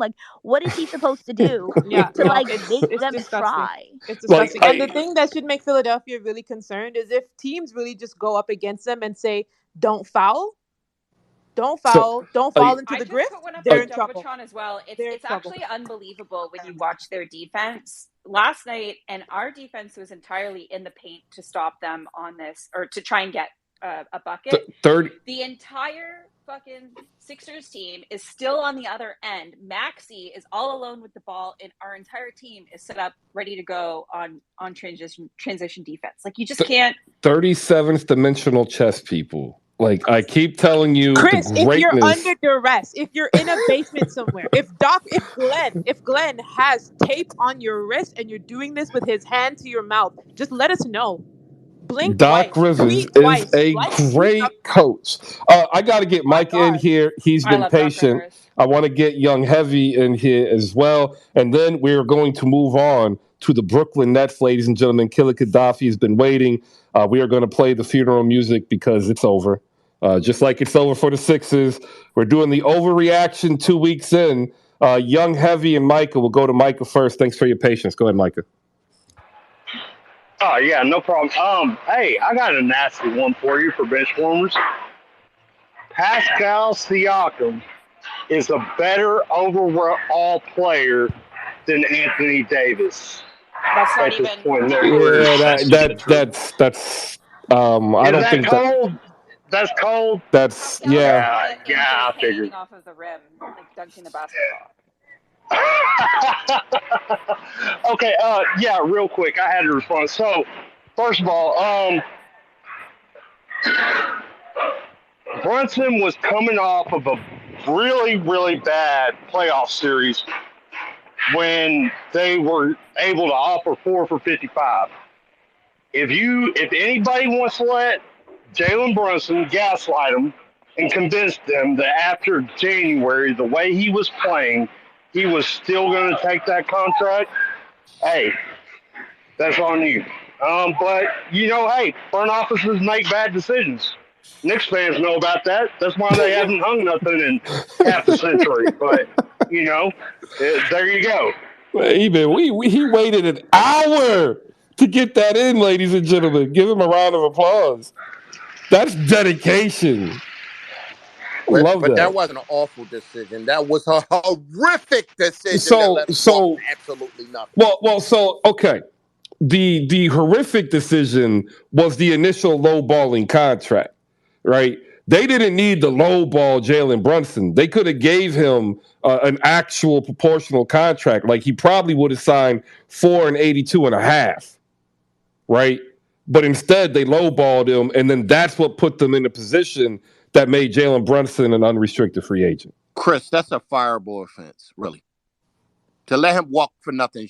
No, it isn't. Like, again, if the die was cast, right? If they were to trade him, they weren't going to get what the production was he was giving them, so they would shoot themselves in the foot, right? They're trying to compete and win, so they had to, go through it. There was no move they could make unless they were lucky enough to get off Bertans. And, that wasn't happening. Who wants Davis Bertans? Be real. All right. Next up, we've got Killer Gaddafi. I'm going to hit this button to do a read, though, ladies. I'm sorry, my bad. Young Heavy. I'm going to clear you. Wait, no, I'm going to go to Killer Gaddafi. We need to do Nets. Up next, Killer Gaddafi is going to open us up with some Nets talk. Sean with the W's getting back up here. But I want to take the time to say thank you to my friend, the Pickup Card Game. Through his work, and your attendance, we were able to get a sponsor via Slam Goods. And at this time, if you could do me the solid and spend about 30 seconds to go over to slamgood.com just to actually look at what they have. Don't buy anything if you don't want to, but if you do, please.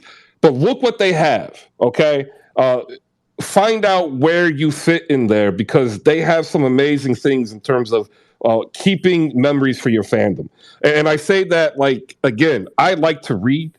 And I picked up 2 more copies of the Rewind series, and I have them now, and I'm going to actually frame them.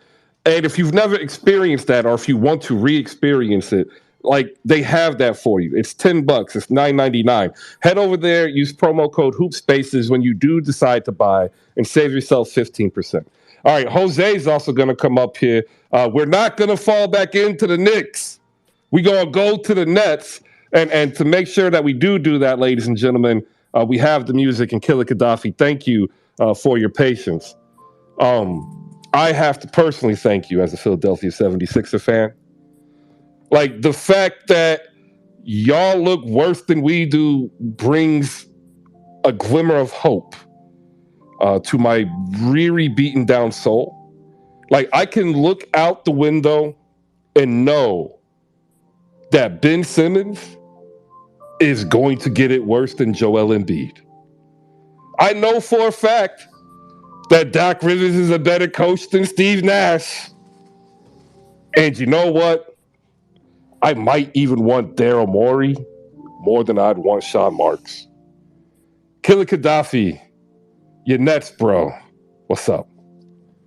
Hey, what's up, Chris? What's up, everyone? First off, let me say thank you for the Slam code. I bought Slam shirts online before because I bought what was it? Oh, the King. I bought the Kmart T-shirt when he was on the cover of Slam. We made the All-Star year for the Nets, and the D'Angelo Russell Biggie homage wearing the crown. Since those days look way better than what's happening right now with my Brooklyn Nets.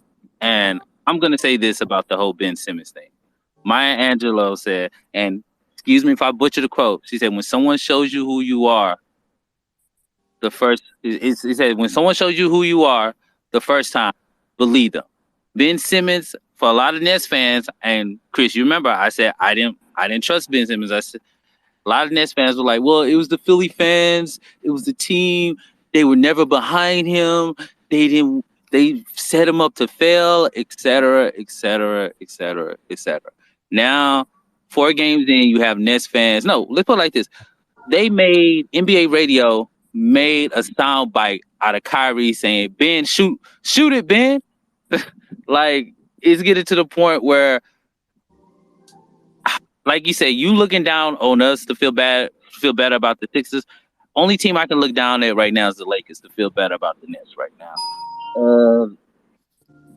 And I know a lot of Nets fans are blaming the coaching staff, blaming the front office, but seriously though, is a coaching change gonna fix this right here?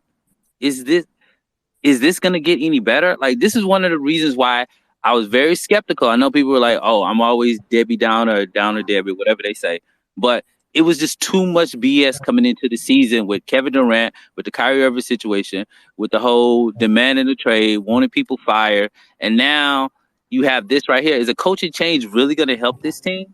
No, I'm gonna land my plane because I'm gonna just say this. I know Kevin Durant said things are good and everything right there, that he's gonna try and work things out with the Nets. But this reminds me of when my aunt and uncle were about to get a divorce, and they said they were going to therapy. They were going to work things out, but my uncle was still looking at apartment listings on his phone. I'm telling you, if this team is losing in January, can you blame them for trying to explore a Kevin Durant trade?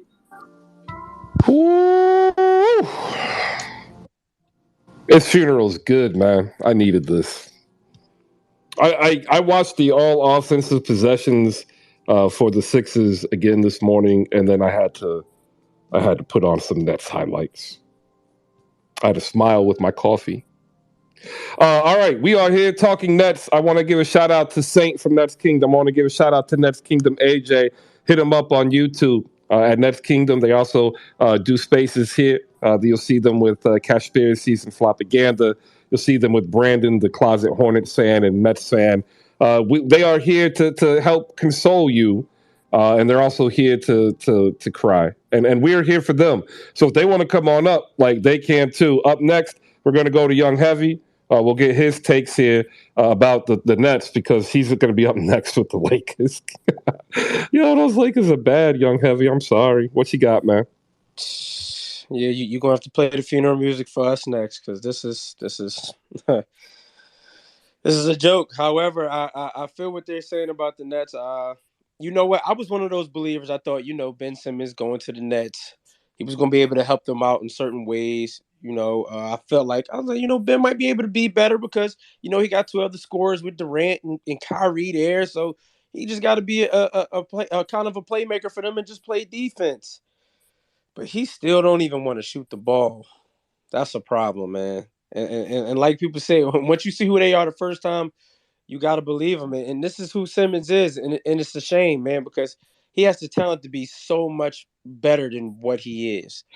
Like, I always believed, like, if Ben Simmons got a legit 15-foot jump shot and became a better free throw shooter, he would clearly average over 20 points a game.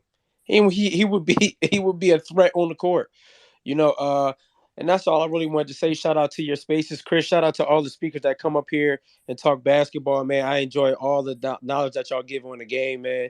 And I truly enjoy Hoop Spaces, man. So much love to you, Chris. Young Heavy, what did Ben show you? You mean in 5 games this season, or you mean his whole career when he was almost averaging a triple double? His whole career. Yeah, he been almost having a triple double and an All Defensive Player of the Year.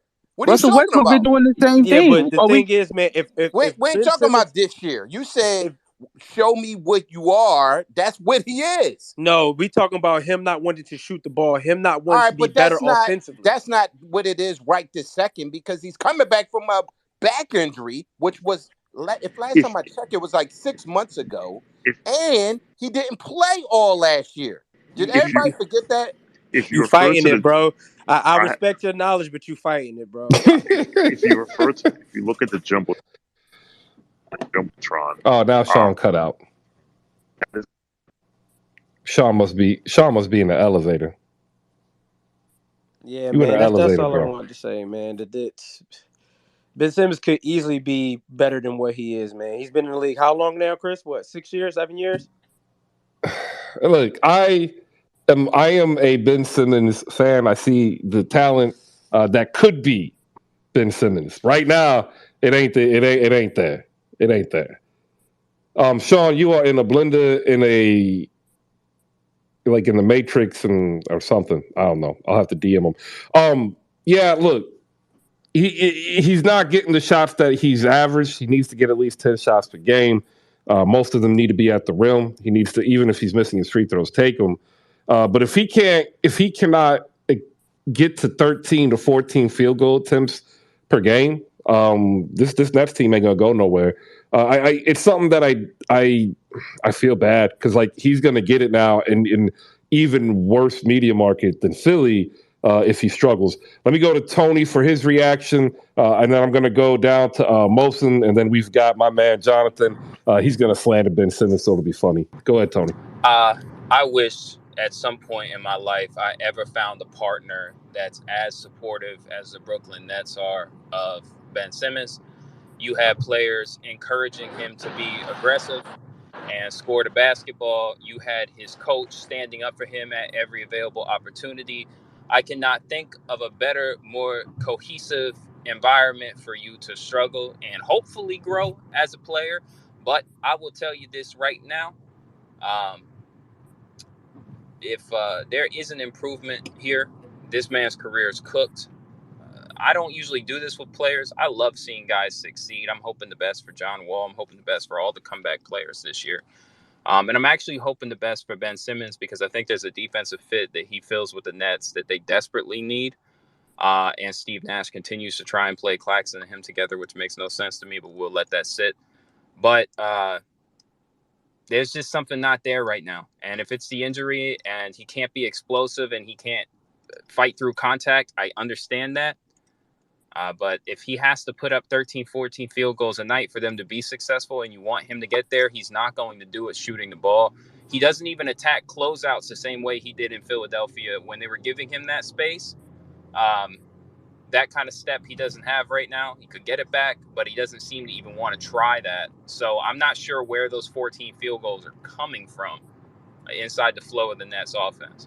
At the moment right now, though, I do think he's in an environment that might be cohesive enough for him to succeed. I really wish I could find a partner that gave me that kind of support. I'll give you a point for that. You know what? Steve Nash is all about supporting. Like, that's how he got tossed out last night. He was supporting his players. He wasn't being demonstrative at all. Love Steve Nash. See a lot of Doc Rivers in him.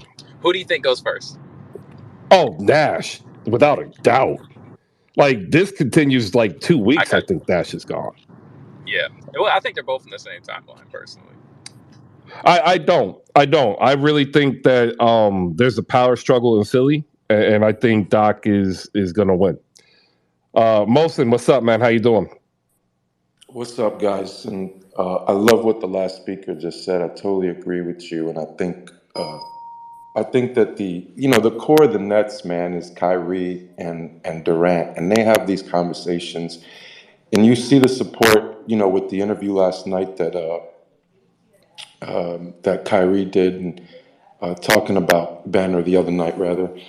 And it's, they have these conversations. And you see the same thing with LeBron and Westbrook, right? I think as professionals, these guys are just kind of tired of being, bashed by the media and the media coming after their teammates. So I totally respect the professionalism in these athletes and how they continue to pick up, their brothers on the teams.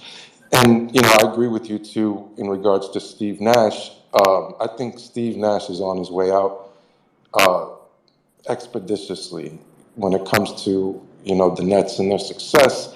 I don't think that they have the time or the patience to watch 50 games of this nonsense.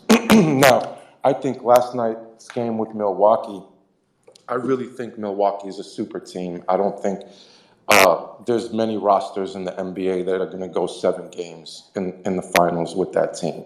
I think when Middleton comes back, they're going to be even more efficient. They're going to be more lethal. I think their crowd right now in Milwaukee is really supporting, and you feel the energy when you watch these games, all of them. And I just want to jump really quick, guys, to the Knicks. Being a Knicks fan, I love seeing, I think it starts with the leadership in the organization.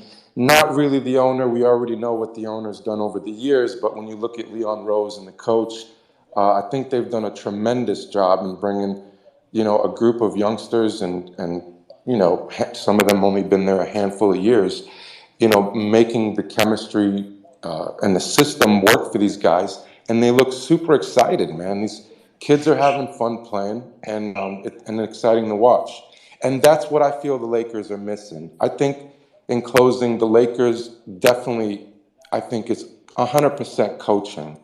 I think that, 0-4 with these Lakers and this roster, you don't, even if they had this coach going on for another couple of weeks, I think they'll pick up some games.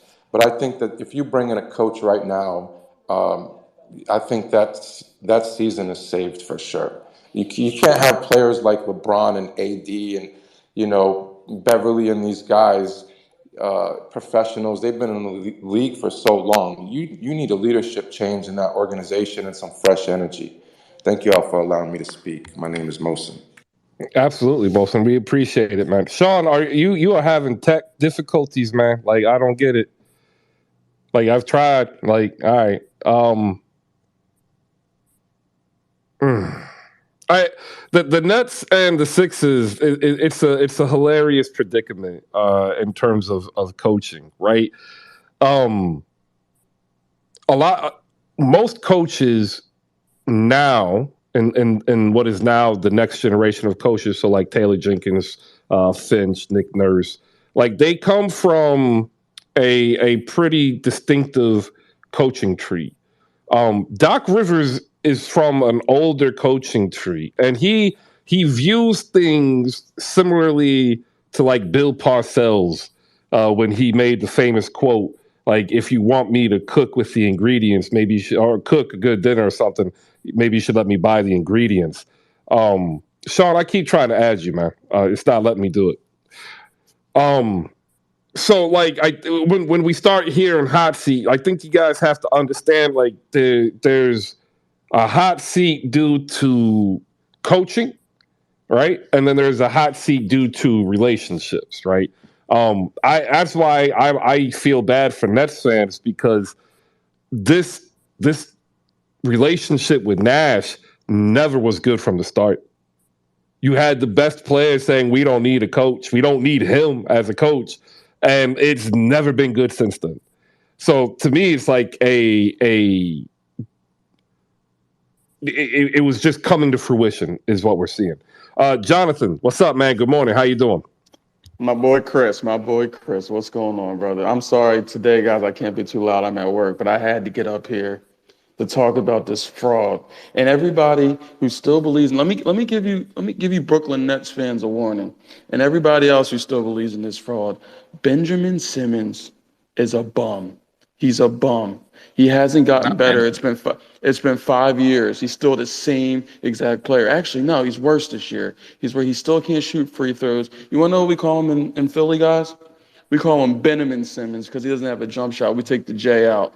His name is Benjamin Simmons until he learns how to get a jump shot. It's been 5 years. And everyone tells me, this guy, his defense is so good. Let me let you in on a little secret. His offensive deficiencies aren't good enough to overcome his defense isn't good enough to overcome his offensive efficiencies. This guy has been a fraud since day one. He hasn't wanted to get better. All I asked from him when he was in Philly was to get a better free throw. That's all we wanted. We didn't want him to shoot threes. We defended this man for 4 or 5 years. We were like, oh, he's going to get better. He's going to do this. He's going to do that. He hasn't done it. He still hasn't done it. Now, 4 or 5 games into the Nets, we got Kyrie Irving begging this man to shoot the ball, which is what we've all wanted for so long, and he still hasn't done it. So the last thing I heard, I got to go, guys. I can't take too long. But the last thing I heard when he was in Philly, was his defense. His individual defense. He's the defensive player of the year. What are we going to do without him? Well, guess what happened when we played the Atlanta Hawks? We went against Trae Young, right?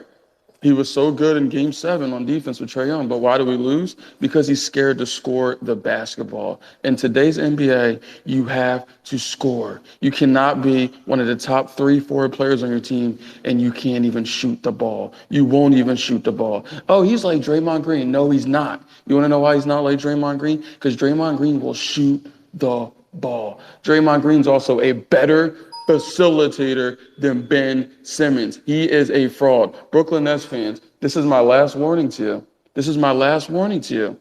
He is a fraud. He is the Carson Wentz of NBA. Every fan base goes through it. Oh, he's going to be good.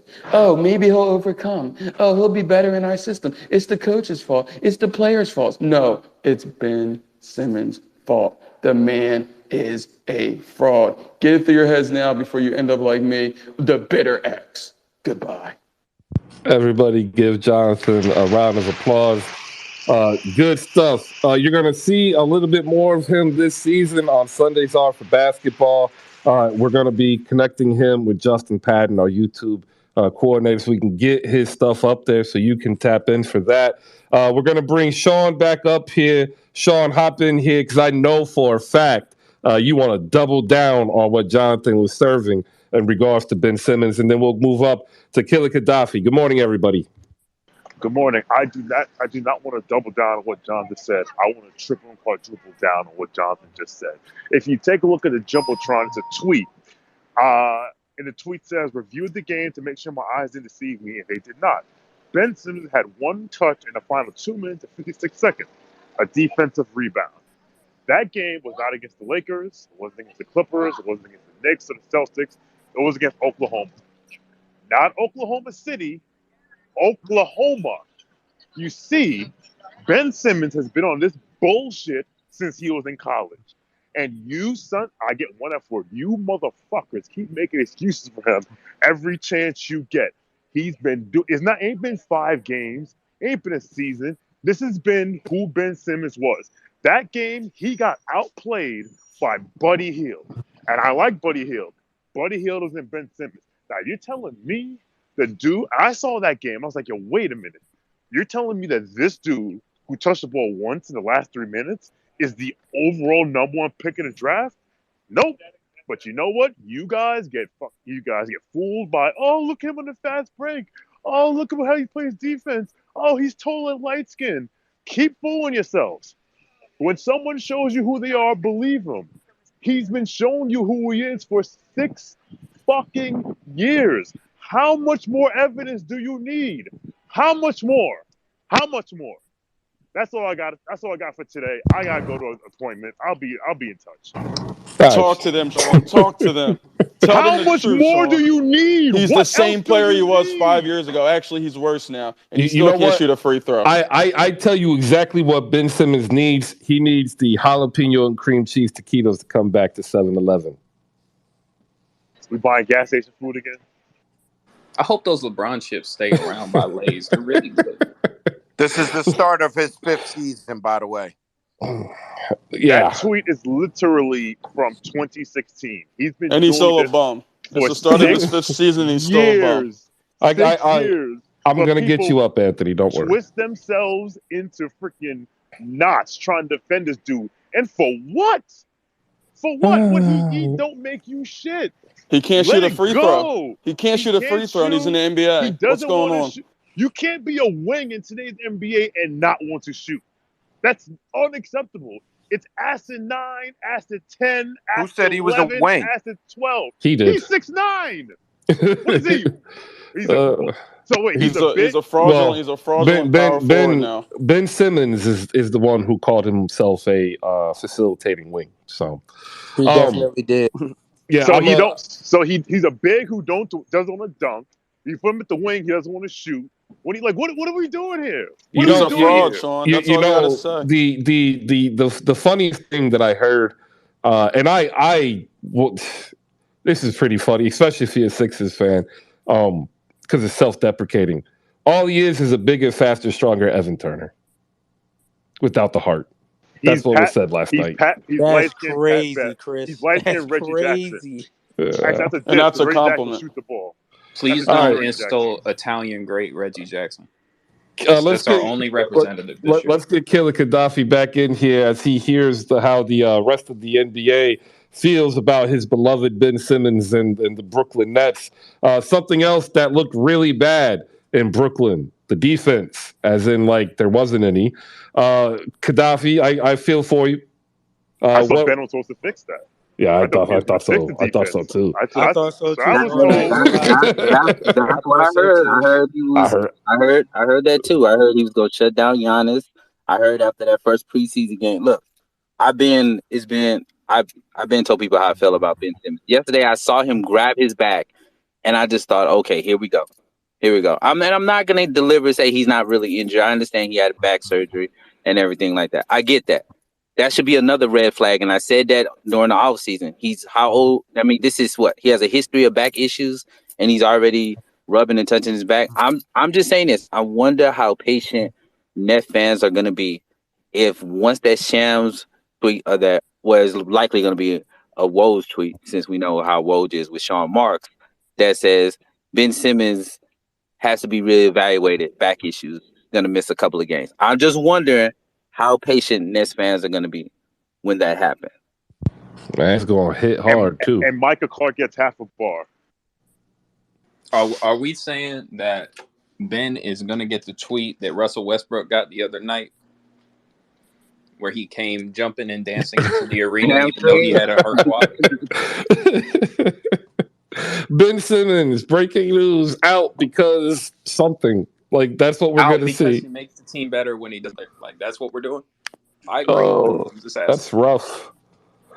All right, let me get ready to reset. I'm going to hit this button here to play some music so I can, collect myself. Really cool stuff in the DMs, everybody. I appreciate the love and support. One of them really hit me, and I shared it with her. Iman is elite, and it's absolutely facts. It's 100% truth. You've heard it several times if you've come in here and listened, and if you haven't followed, shame on you, because that's what we're here for. Like, I don't get it. Sometimes I go down through the scroll down through the room, and I'm like, oh yeah, it's good to see you, good to see you, good to see you, and you don't follow Tony Schwartz, NBA. Up here giving you dope, good, free content, and you can't even follow. Let's be better at that. Let's follow the people up here on stage giving you value. The names are Iman Adan, Tony Schwartz, Sean with the W, Young Heavy, Jose, my man Al, the 2-minute warning. We got, don't follow Anthony. You're just going to get mad because he posts Pop-Tart pictures. Micah's up here, and so his name is Smoke. My bad, Anthony. Follow Anthony too. What is that Pop-Tart slander? What is that Pop-Tart slander? It's not slander if it's true, man. That's slander. That's slander for no reason at all. Like, Ain't nothing wrong with I'm sorry that you have a 5-star meal for your breakfast. But see, you are coming up here and you are capping for Pop-Tarts. Like you're chewing dried glue. Some of us don't allow really no have a slander, choice Chris. when We we come out cannot in the morning. slander Okay, some of us wake up at 8 in the morning when we have a 9 o'clock appointment, and then we have to Strawberry work what we frosted got. Pop-Tarts are legendary. No, It's nuts. getting to that time of year. This is disgusting. Oh my god! Not as Strawberry disgusting as frosted eating. Pop-Tarts, man. They I'm say coming dope. after you.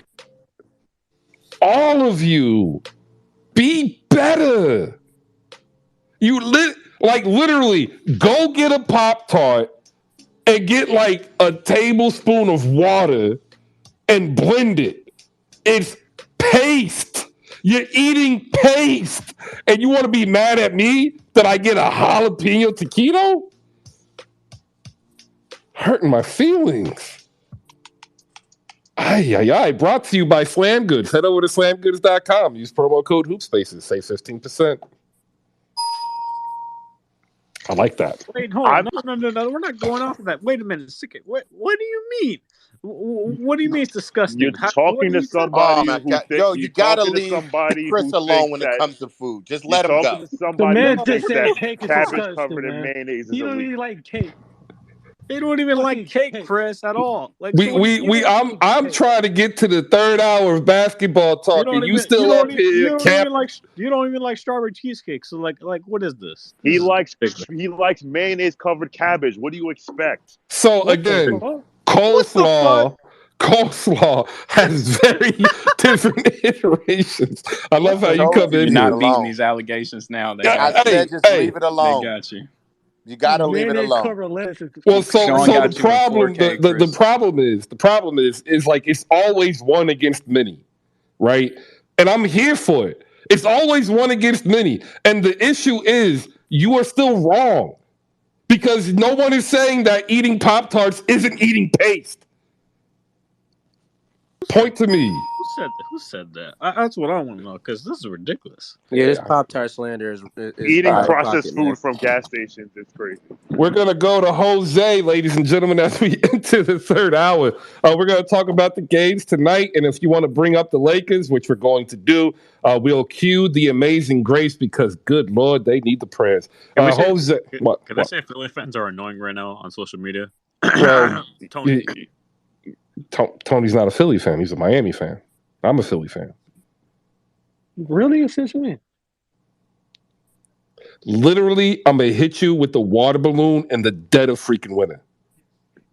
Wow, Just- I didn't know that, Chris. I didn't just know a you did water that. balloon. I didn't know. Yeah, you got to tune in a little bit more, my man. In Florida, that's refreshing, but I digress. I'm gonna use that. Hitting someone for water balloon in the dead of winter. That's a great one. You know what? Just cut the check.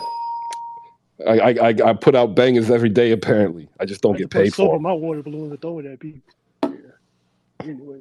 Go You ahead. know what? That explains a lot. That really does explain a I'm lot. a bad New York kid. I ain't Yep. All right.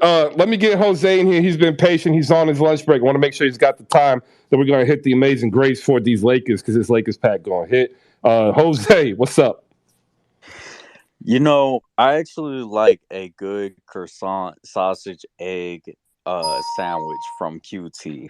You know, You see that? You is see some that? good breakfast. But you know how long And- does that take to make though? That's what I want to know because when Bro, you're in a rush, I don't know. It's already hot when I get it. When I go to QT, they already got it right there. What's just QT? ready. Quick time. Quick trip. Quick you trip. see, Chris, he has time. You know, he has time to get it. He does.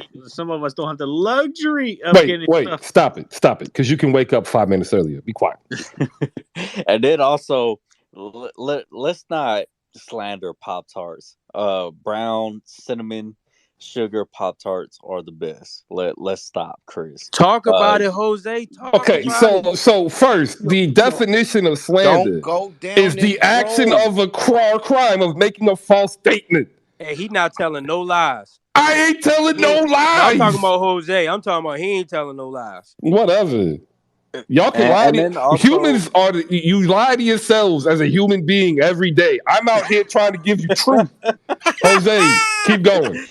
man, and then also I agree with Sean. Coleslaw is just, a piece of lettuce with over price mayo. Like Oh, coleslaw is it's trash. Wait, yeah, you eat yeah. coleslaw, Chris? You eat Hey, Kevin. coleslaw? Hey, Are you Kevin. See, slandering coleslaw He is eats fire it Pop-Tarts? though. for You This is ridiculous. see what happens? Like, we're here to talk ball, you still talking food, you scared Iman away. Like, look what you did. Over here making bad food takes. Like, she was good with my food take. She was here. Y'all start talking food, she leave. Stop talking food. Talk ball.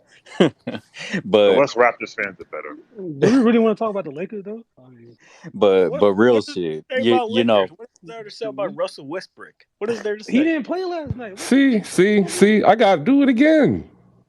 I'm gonna just start booting random people off the stage. I'm gonna have a conversation with myself. Hey, self, how you doing? Hey, I'm doing great. What's for lunch? I don't know. I think I'm gonna get a BLT. Yeah, BLT sounds real good. Yeah, salt and vinegar chips. Why not? They're the best. All right, hey, back to basketball, everybody. Jose, what's up, man? How those Mavs looking? So let's see tonight. I mean, they're gonna be coming off of a game rest. They're gonna be playing the Brooklyn Nets tonight. I don't know if Ben Simmons blew out his back last night. I hope not. Let's hope and pray that he didn't, because I do want to face a fully healthy Nets. I want to be able to see if Nick Claxton can hold up in the paint against JaVale McGee and Christian Wood. Shit, I want to see if JaVale McGee could hold up in the paint against Patty Mills and Kyrie Irving, because gosh, he was getting torched. He was getting his ass chewed up against Jose Alvarado, Dyson Daniels, and all of the Pelicans. So tonight, I just want to see a bounce back game from the Mavericks. I want to see what the shooters and Dorian Finney-Smith and Reggie Bullock are able to do, because their minutes just haven't really been that effective. If they are not going in, they're just not as effective. Also, I'm advocating for some Josh Green minutes tonight. If Reggie Bullock plays another stinker from the previous night, like what's the harm in putting in a guy who hasn't really been putting up the offensive stats, but it's been running, hustling, grabbing offensive rebounds, and just making some flashy plays here and there. I mean, if you're gonna settle for 3 points and 36 minutes, why not put in a guy who put 13 minutes in of effort and had 2 points? I don't see the big deal. Somebody from Matt's Twitter was saying, "Oh, we need more scoring." Okay, we need more scoring, but where the hell is the defense? I mean, you can't rely on offensive nights where when you need stops in the last 2 minutes to get you going as well. Sometimes the rhetoric here in basketball discourse is, "Oh, offense wins you the game. You got to put up points on the board. That's how you win." But you also need defensive stops. I wish people would stop neglecting defense. And also, that's why Rudy Gobert gets all the slander, because he's just a defensive monster. But he's not really putting up the offensive stats unless he puts up 23 and 16 and people still say he has no bag. I mean, just like Giannis, they say he has no bag and he's putting up 40 something points and 16 rebounds. We got to stop looking at basketball as just an offensive game. I apologize for my dog. She's a little active this morning. It's all good. But I'm actually gonna watch the Brooklyn Nets and Milwaukee game here in a bit, because I fell asleep during it. Watching Stephen A. Smith's World was a bad decision on my part. It's so bad. But I was trying to be open minded. I was like, Stephen A. Smith, he always throws out these fire intakes, so I want to see how he commentates a basketball game, and it was pretty much like, who is that guy? You mean Javon Carter? He just got a rebound. He's running in transition. So yeah, that was a bad decision on my end.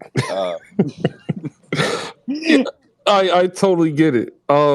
So there's an app. It's called Colorcast, and they are a streaming platform where you can live call games. And they reached out to me on Clubhouse, and they're like, "Hey, we really would like for you to try the app and do this and that." And I'm like, "Wait, you want me to be like a play-by-play announcer and provide commentary?" Like, "Oh yeah, we love what you do." That is hard, man. Like, even the All-Star, like, first it was the All-Star game, so the pace is incredible. So like when I watched it, because I watched it, Jose, like I was sitting here like, and you get paid what? And then I was like, now he's gonna understand what some of these athletes feel like, because he was getting roasted. Yeah, that was funny. Yeah, I was thinking just of put it on like mute. recording myself trying to commentate a game just to see how hard it is to do myself, because gosh, I was like, shit, Stephen A. Smith is hood line sinkering ESPN for all that money that he's getting. Look, if you want to call it a pretty good game, don't do it from the TV perspective. Go on, tune in to see if you can't get some of the free games on the radio. Listen to the radio broadcast, right?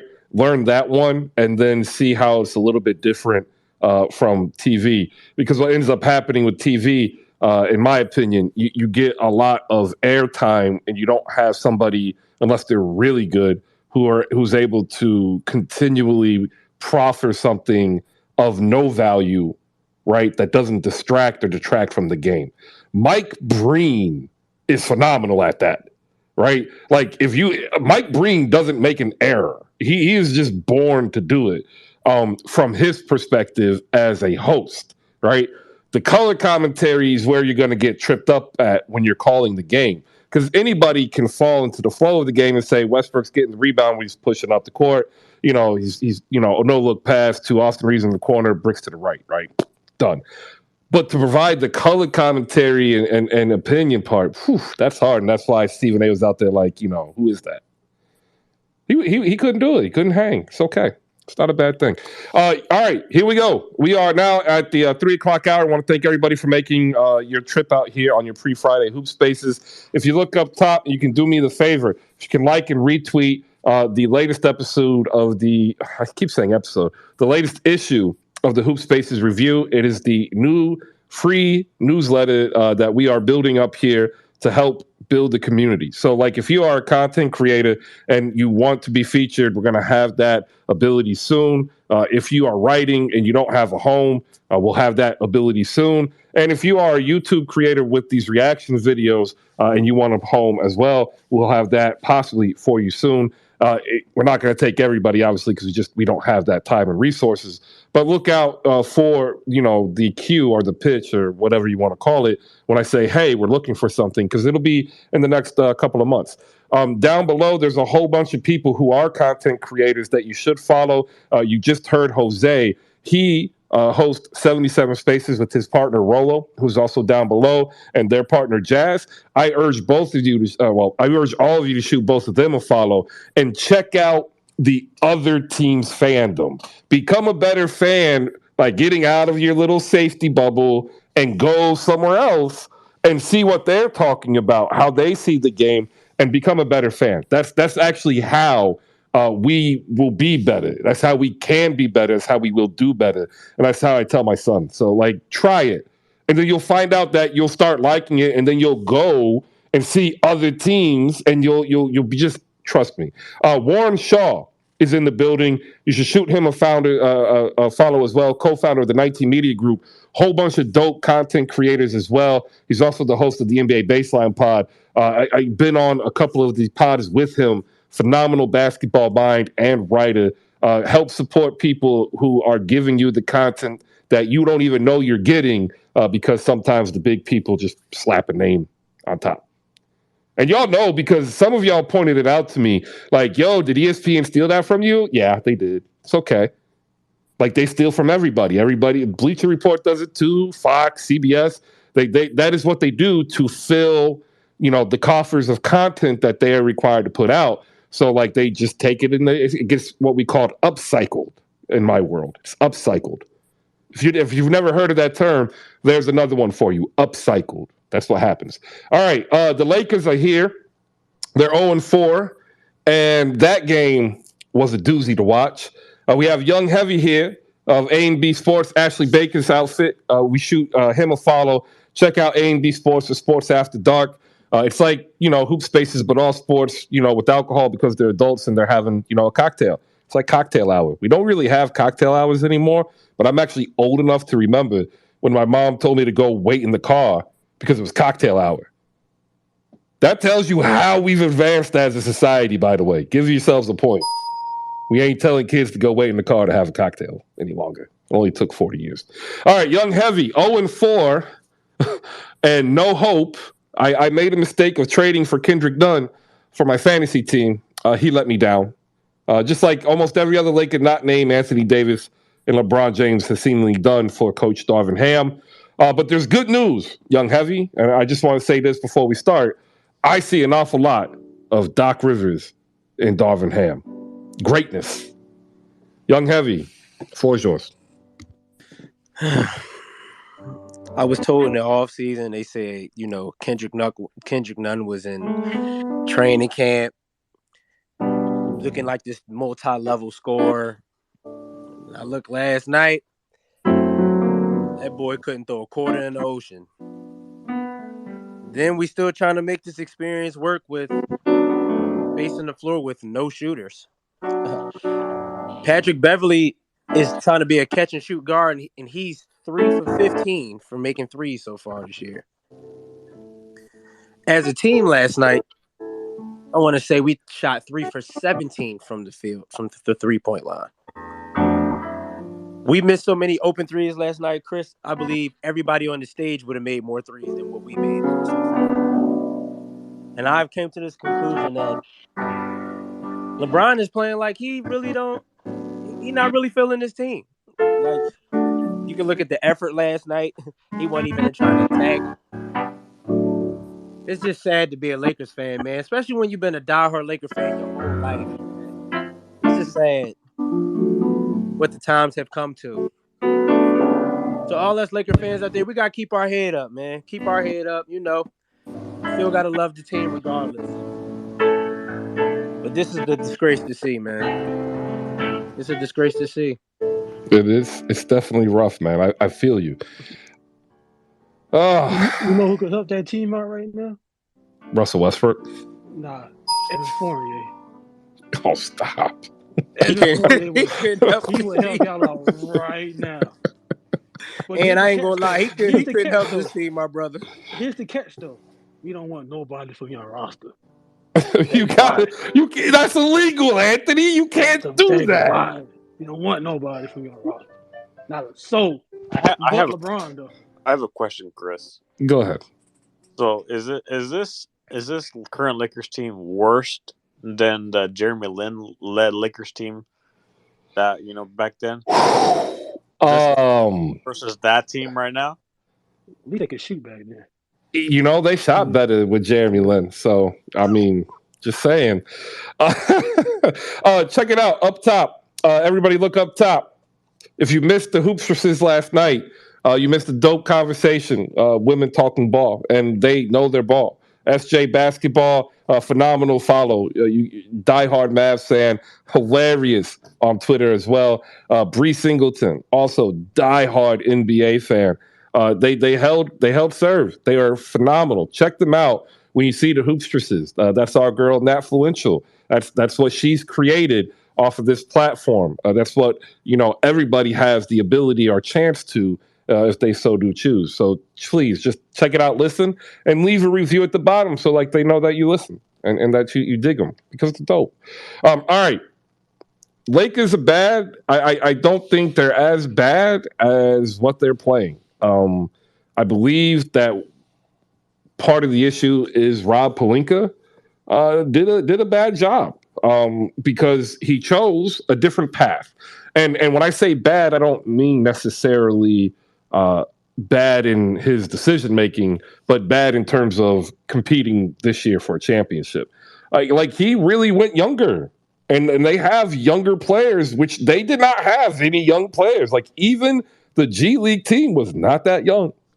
And so now what I think we are seeing, and the reason why I think Rob Pelinka has this contract extension is he has already proposed the plan for the beginning of the rebuilding of the Lakers to Jeannie Buss, and I believe Jeannie Buss has endorsed the plan. And I think the plan is working almost to suit. Where they're not going to end up being like at the very bottom, so the draft pick doesn't convey. But I also think that they went with Darvin Ham to completely change their offensive philosophy as a basketball program and team. So I'm going to be interested to see what they look like come Thanksgiving, because if they can start hitting, let's say, just 34% as a team for their threes, we're talking a different team. Because currently they have nights where they hit 24. So if you're hitting 33 instead of 24, that's the difference of 7 to 9 points. So if you look at the games they're playing, that 7 to 9 points, it's not a static ad, it's not linear. It changes the outcome of the game because it changes the response of the other team, and it makes them competitive. And that's where they end up relying on LeBron James and Anthony Davis. Because if they can make it competitive without them expending their energy, come the fourth quarter, that's when they'll take over. And I think we kind of saw it in Portland, but like then they just went bad defense and let Damian Lillard walk the ball up. And then they got beat by Jeremy Grant, who a lot of people make fun of, but Jeremy Grant was the number one option in Detroit and put up a 20-point season and has been able to build himself up from a second-round draft pick to a guy who's made 20 plus million per year. So he's not a bum. He's not a scrub. And sometimes you just win. And he won. All right. We've got a couple other people up here. I don't want to mess the name up, so I'm going to allow you to introduce yourself so we all can hear your name. Please, and thank you for joining us. Welcome to Hoop Spaces. Oli? Hi, everyone. Thank you so much for giving me the time to talk. But I just want to go back to like Rob, about your point about Rob. And I think that one thing that like I've noticed is that people keep shifting the blame to LeBron and AD, but who's the head boss about all of this? You know, I feel like it starts from the top. And I feel like if people are still not realizing that like management is the problem, then the team's going to be stuck. And the team has been stuck for many, many years. So I think we need to start realizing that there is an issue in terms of management and who's actually running the place, because clearly everyone is confused. Clearly no one's knowing what's going on right now, because all I see is the problems still happening. It's the fact that fans are predicting all these problems from like the summertime, and the fact that they're still not changing, you know, their issues, their lineups, their shooting. Like everyone knew that they needed shooting, yet they still haven't brought someone up to shoot yet. And I think that's been their issues, that they're not even listening to themselves at this point. They're still struggling and they're still stuck in the spot. So I think there needs to be a change in management. And I'm honestly still surprised that like Rob even got that extension. Clearly there's still an issue with that. I think that there needs to be a changement in terms of players and management. So if they don't like change anything, I think they're just gonna be stuck. And it's pretty sad that like LeBron is still in this position, and the fact that he's wasting his years, you know, on a team like this, I think they should be able to build something around him. Like he's one of the greatest players ever. And the fact that like, you know, he has these players around him like this. And I can't even just, you know, blame the players around him, like him himself, you know, as a leader. I feel like, you know, there needs to be a bigger step that needs to be taken for this team to go further, even just even make the playoffs. Because right now, like, I don't have faith in them to even like get past like the play-in or anything like that. So that's just my 2 cents.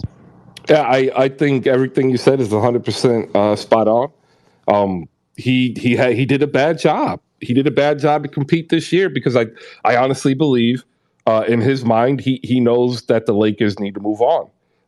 That doesn't mean I think he's going to be successful in the future plan, because once again he hasn't done anything to show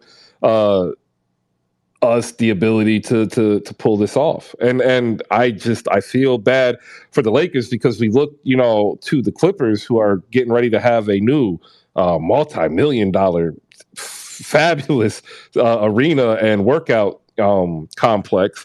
You have them spending millions of dollars and hundreds of man hours monthly, or not the millions of dollars a monthly, but seasonally, hundreds of man hours, you know, monthly, to cultivate a deep-rooted fan base. And I asked this question before, And the issue that I have is that only older Laker fans are answering this. Are the Lakers in trouble in LA? Yeah, like honestly, like that I've been asking that question, and it's weird because like, you know, every player that comes out of LA, like all of a sudden they're like having a burst in their career and stuff like that. Like I'm wondering if like LA is just the toxic environment, just being around there. I know the media is so heavy over there, but like you can only see how much it's not only damaging like the players, but just like the organization itself. It's just like you see that the Lakers organization is just lost, and you're wondering, and you're still having so many questions about the organizations, like what's gonna happen next? You know, what's the next step? Because like it's really bad that they're still stuck in this position for all these years, and like all the assets that they have, like they should be better than they are right now, and it's honestly really disappointing to like see. So if you go back to 2014 and up, Julius Randle, Larry Nance, D'Angelo Russell, Ivica Zubac, Brandon Ingram, Tony Bradley, Lonzo Ball. I always get his name wrong, but Z from Kansas, you know, he was up there in Toronto too. Mortis Wagner, DeAndre Hunter, Jaden McDaniels, Isaiah Jackson. Every player they have drafted, but one. His name is Anthony Brown, second rounder out of Stanford. Every player they drafted but one is in the league. Which is crazy. We could have had Jaden Hardy, but we passed up on him for Mark Christie. Jesus Christ. It boggles the mind that they were allowed to basically malpractice themselves out of competition. Yeah, it's honestly crazy. It's like you have to question even how like, they're using their assets now. And like you see all these players that you've had, like it's crazy how many like you see that are accelerating now, and you're like, oh yeah, they used to play for the Lakers. It's like, damn, they're always using like they're always playing with the Lakers. It's like, why are they not playing them right now? You know what I mean? It's like you didn't even know how to use your assets properly to, you know, accelerate your team. It's like they're always going backwards. It's like they're still moving backwards. It's like when are we gonna start seeing them move forward? And if they don't move forward, they're just gonna still be stuck. I agree. Al, if you're still here, what are your thoughts on the Lakers? And then we'll move to Anthony, Micah. And if you want a mic, go ahead and request it, ladies and gentlemen. I know that some of you might be on lunch, some of you are driving. That's cool. You can also hop into the chat box. I'll be heading over there in a minute. Al, what you got?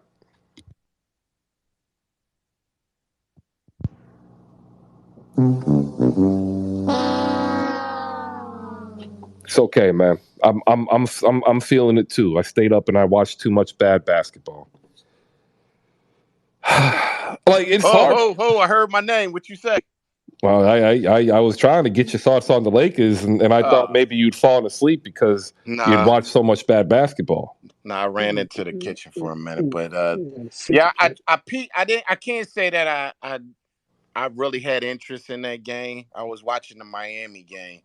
When I peeked in, it just was bombs away, and it seemed like I watched maybe 10 3-pointers in a row, just missing horribly. And the people were wide open. And then LeBron at a certain point just started taking every shot, and then the game was over. This seemed like the Denver was just toying with them the whole game. It was just an awful game. I peeked in, they were down 20 at one point, and then that's when they started coming back. But obviously, I can't complain much. From what we're doing, I can't say but so much, but at least we got more to work with than they do. I mean, they have nothing to work with. I don't even know what the hell they're doing over there. You got to have more shooters than that around LeBron, and everybody knows that, except for them. Except for them. That's the funniest part. Everybody knows it except for them. Young Heavy, what do you got, Anthony? Yo, Lakers could pay me $50K right now, and I get them to 15 wins. Seriously, yo. Seriously. Wow. I can shoot the rock. You still can shoot. I can shoot the rock. Well, they brought in Mo Harkless for a free agent meeting. Why don't you get your agent to go get you a? Oh, Mo Harkless, I know you. Yo, come on. I know you. You gonna say to the wrong person? But it was a play last night. AD was at the top of the key. He hesitated for like 5 seconds to shoot the damn ball. I just don't know, man. With this team, it's sad to watch LeBron like this. I only watched because I was like, how this team gonna play without Westbrook? And it didn't look any better. So It actually looked worse. Can't blame that guy. Jesus, tell y'all, listen. Fourier is available, y'all. Tell y'all. Can't do it. They can't do it. All right, Young Heavy. As we look at the 0-4 Lakers, what are some bright spots that you've seen? It's a good answer. It's a great answer. That is very profound, Young Heavy. We appreciate the take. What is the answer to the question, by the way? He answered it. There was nothing there. I actually all jokes aside, Austin Reeves starting is a move forward. I like Austin Reeves. If you watched him last year, specifically towards the end of the season, when he had Coach Vogel's confidence and before he was fired, and he had kind of more of an offensive ability, to be given some free reign.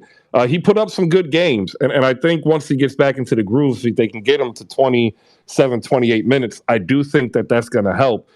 My biggest issue is, once again, I like Patrick Beverley as a player, heady, smart. I don't like him as a starting point guard next to LeBron James because we've already said it.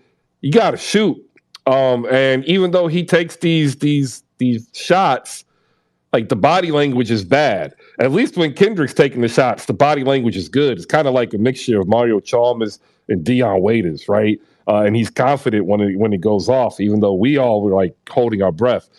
So I wonder what else can be done. Lawrence is up here. He's going to take the place of Young Heavy and answer that question, I guess. Lawrence, good morning. How you doing? Chris, how you doing, brother? Good to see you. I'm good. I'm better than the Lakers. That's all I can say. And that's actually not a good thing. You know what I mean? I think that most of us above ground are currently better than the Lakers are right now. I'm looking at your headline, and I see you talking about the combined, record of the Lakers, Sixers, and Nets. And maybe I'm just the jaded old head looking like Spice Adams in the barbershop, but I just look at these teams and I'm like, I think people then got too used to all these big threes and big names, and they think that good players on teams translates to wins. Like, none of these teams are constructed to win at all. Like, they're bad teams. They have bad offenses. They don't move the basketball. It's like, I look at these teams and I don't expect to see great basketball out of them, no matter who the superstars are that are on their roster. So you asking me about bright spots, I don't see any. I see poorly constructed teams that I fully expect to lose. There is no surprise to me by that combined 2-8 record. I agree. And I want to give John, he's down in the audience, a shout out. He shared a tweet. I got the tweet. I'm going to get the tweet up here because it's got the New Orleans Pelicans selecting Victor Wembanyama with the Lakers pick.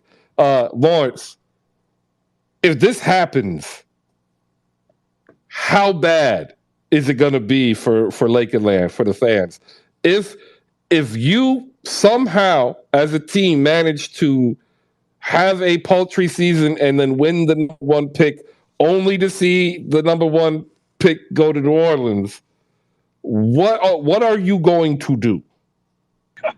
If I'm a Laker fan, I'm losing my ever-loving mind because it all goes back to them leveraging their entire future to have AD. And the crazy thing is, I wish my daughter was here, my 15-year-old. She could vouch for this comment. But before the season even started, I was like, the Lakers need to move AD. They need to just commit that they got one Mickey Mouse bubble championship out of him, but this experiment has failed.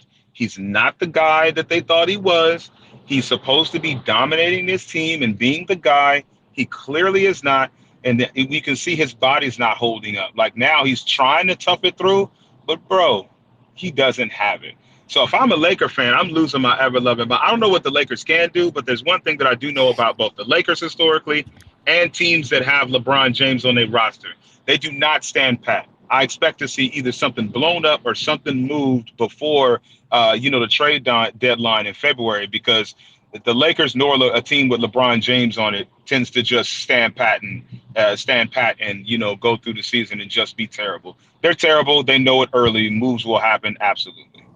So, All right. Go ahead, Anthony. Rob Pelinka is gone. So Rob Pelinka is gone like at season ended, right? No, he just got a contract extension. They still can't fire him? Oh, fuck that. They're not. They aren't gonna pay him not to work. Fuck that. This is Jenny. This is the Buzz family. It is a privately owned team. I don't care. Yo, get rid of the dude. All right, overreaction poll on the Lakers. Blow it up or trade away. Please vote. 3 days remaining. Go ahead, like, retweet, do whatever. We are here to talk. I have a Where's the question. poll at? I have a question. It's up top, Anthony. Go ahead. What's your question, Smoke? Well, it's formerly Justice, but I know, Justice, but you changed your name, so I'm calling you Smoke.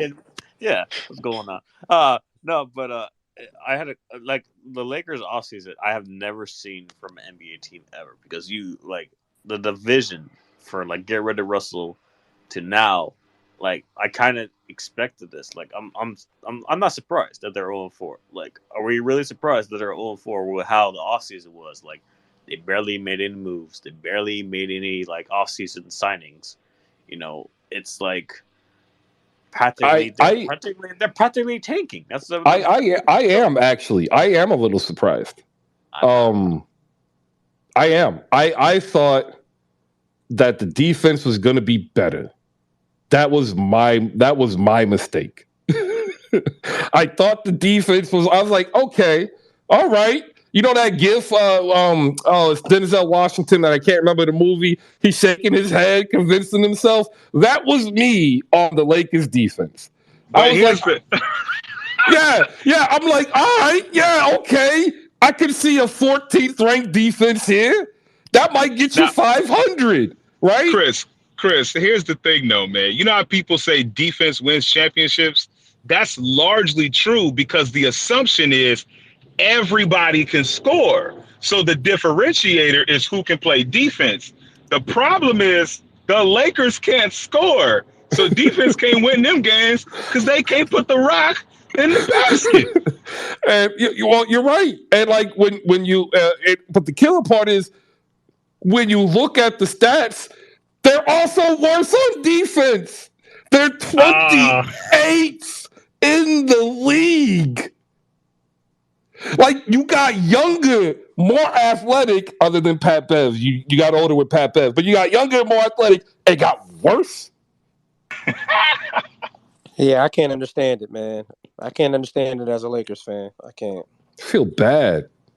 I just like I said, I'm really surprised about this offseason. Are we saying that then we did not expect them to be this bad? Their offseason was terrible. I didn't expect us to be this bad. However, I knew we was going to have trouble because we needed wing defenders and we needed shooting. I knew that. Happy about that pickup. At this point, ask yourself this: do the Los Angeles Lakers beat the Orlando Magic? Is it too late to trade Russell? We better. Paulo dropped 40 on them.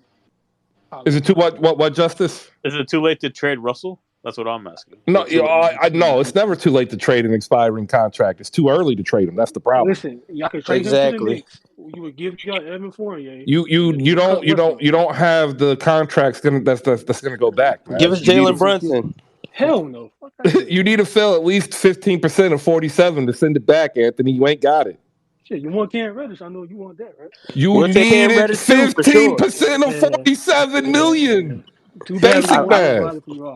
Rob should have been one after Cam Reddish last year. We good. Listen, ladies and gentlemen, this is what Pop-Tarts do to you in basic math. No, don't do that. Don't do it. Oh my. Pop-Tarts are a scourge to humanity. You got 3 verified people in here, and you just slandered Pop-Tarts for no reason. They probably eat Pop-Tarts. Jerry Lee probably Yeah, man, we can't be slandering the Pop-Tarts. Listen, you got John Lynch. You got John Lynch. Evan Fournier, I see thumbs down to the Pop-Tarts because John understands. You don't eat paste.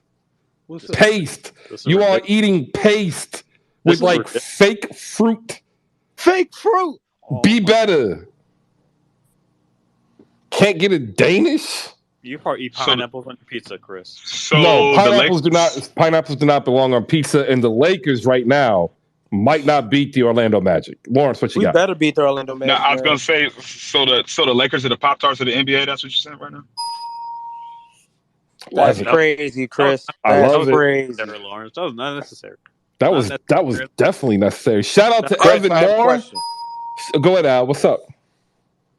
I remembered something and I looked back. 31, 12, and 3 from a Laker. Who do you think that is? LeBron. LeBron. No. Anthony Davis. Right. He played that game against us last year here. Can he be that player ever again? I'm starting to think he will never get back to that player consistently ever again. Starting to think. That's fact. That's facts. That's facts, bro. Right. That's facts. That's a problem for them. And if he can't be that, then they need to get rid of him. All right, let me get into tonight's games. We got about 25 minutes remaining in the show, ladies and gentlemen. I want to thank each and every one of you who has come through today, whether you came up on stage or shared in the chat box. We say thank you. Tons of creators come through here. You get to hear their voices. Hopefully, you do shoot a follow to those who provide value. Also, if you've noticed, right, we want to hear more than just our voices. We actually prefer when people who never have spoken come up, like happened today. And what we learned is everybody can talk ball. So, like, if you have never come up. Now's the perfect time because, like, it ain't going to get any easier, right? Like, low-hanging fruit abound, people. All you literally got to do is come up and say, damn, the Lakers suck, and you're not going to be wrong. So, like, it literally is the perfect time to come up. Tonight, ladies and gentlemen, the Dallas Basketball Mavericks tried to avoid becoming the next Brooklyn Nets. That's right. They played the Brooklyn Nets in Brooklyn. They are 1-2, despite having phenomenal performances from Luka Doncic and Christian Wood. That game is at 7:30. It's also going to rival Amazon's Thursday Night Football, and I hope it beats it because, it's been trash.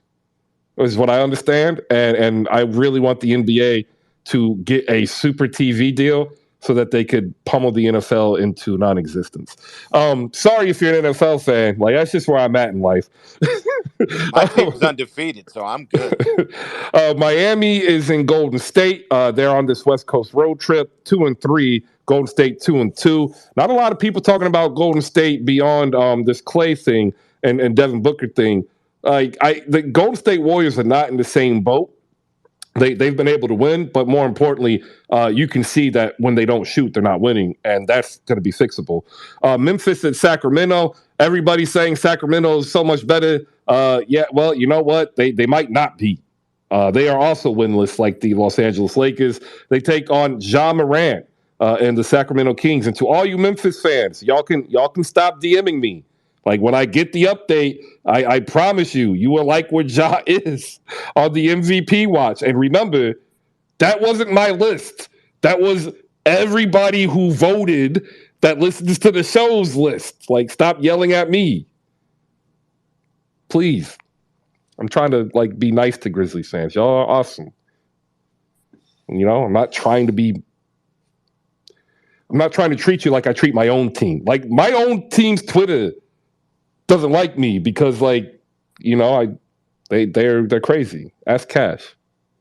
Like, nobody beats Sixers fans.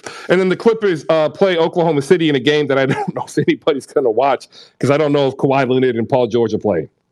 Like, let's be honest. We wanted to see them play. We've yet to see them play. And that's kind of concerning. EK, what you got, man? Yo, Chris, I just wanted to say, just wanted to touch on the Lakers point real quick. I feel like the best option for them right now is to try to wait it out and then possibly blow it up closer to the trade deadline. I think LeBron knows that this is a exercise in futility, and he understands that he's only playing to break Kareem's record, and that's it. And in terms of the games tonight, you said that nobody's going to want to watch the Clippers and Thunder, and I totally agree because, like I said yesterday, Kawhi Leonard and Paul George probably will not play again until Thanksgiving because that's what the Clippers allowed them to do. And that will forever leave the Clippers in a state of disarray and disappointment for their fan base. And I'm going to love every second of it. Also, talking about the Heat and the Warriors, I feel like that's probably going to be the best game of the evening. The Warriors tend to get up for nationally televised, like big time games. Even though they've been struggling a little bit this year with their shooting, I feel like that's just Steve Kerr trying to implement the young guys a little bit more. And as the season goes on, I feel like they'll get better and better and better, and they'll become more fluid. But that's all I got, Chris. Hope everybody has a good day. All right, where are you on this Pop-Tart debate that some people just aren't dropping? Oh, well, I think nostalgia is a powerful thing. And, if you grew up the way I grew up, I didn't really grow up with a lot. So Pop-Tarts were kind of a thing in my house. But then as you get older and as you experience life and as you experience things, you realize that there's some things you just got to leave in the past, right? And Pop-Tarts is one of those things. You just got to leave it in the past. It's okay. You are a grown man. You are a grown woman. You deserve more than a damn Pop-Tart. Be better. I don't give a damn how much money I got. I'm still going to Be better. Be better, my brother. Be better, my sister. It's okay. The nostalgia is great. Your we team grew up sucks. with leaky ceilings and all that other type of stuff. But that don't mean we want it when we damn near 30 and 40.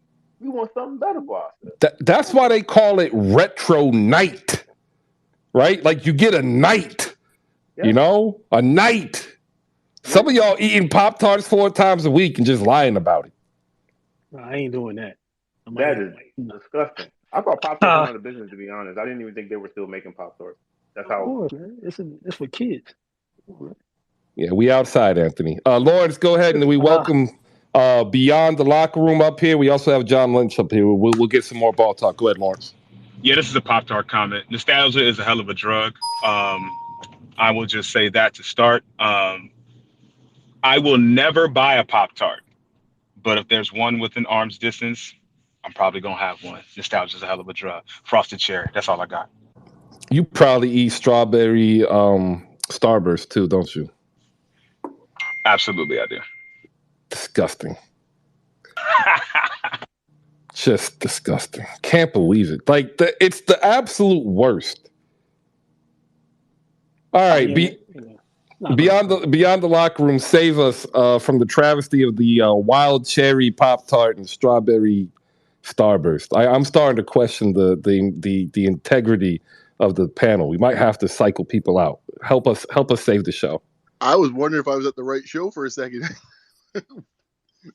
Came in here Pop-Tarts. Is like, what?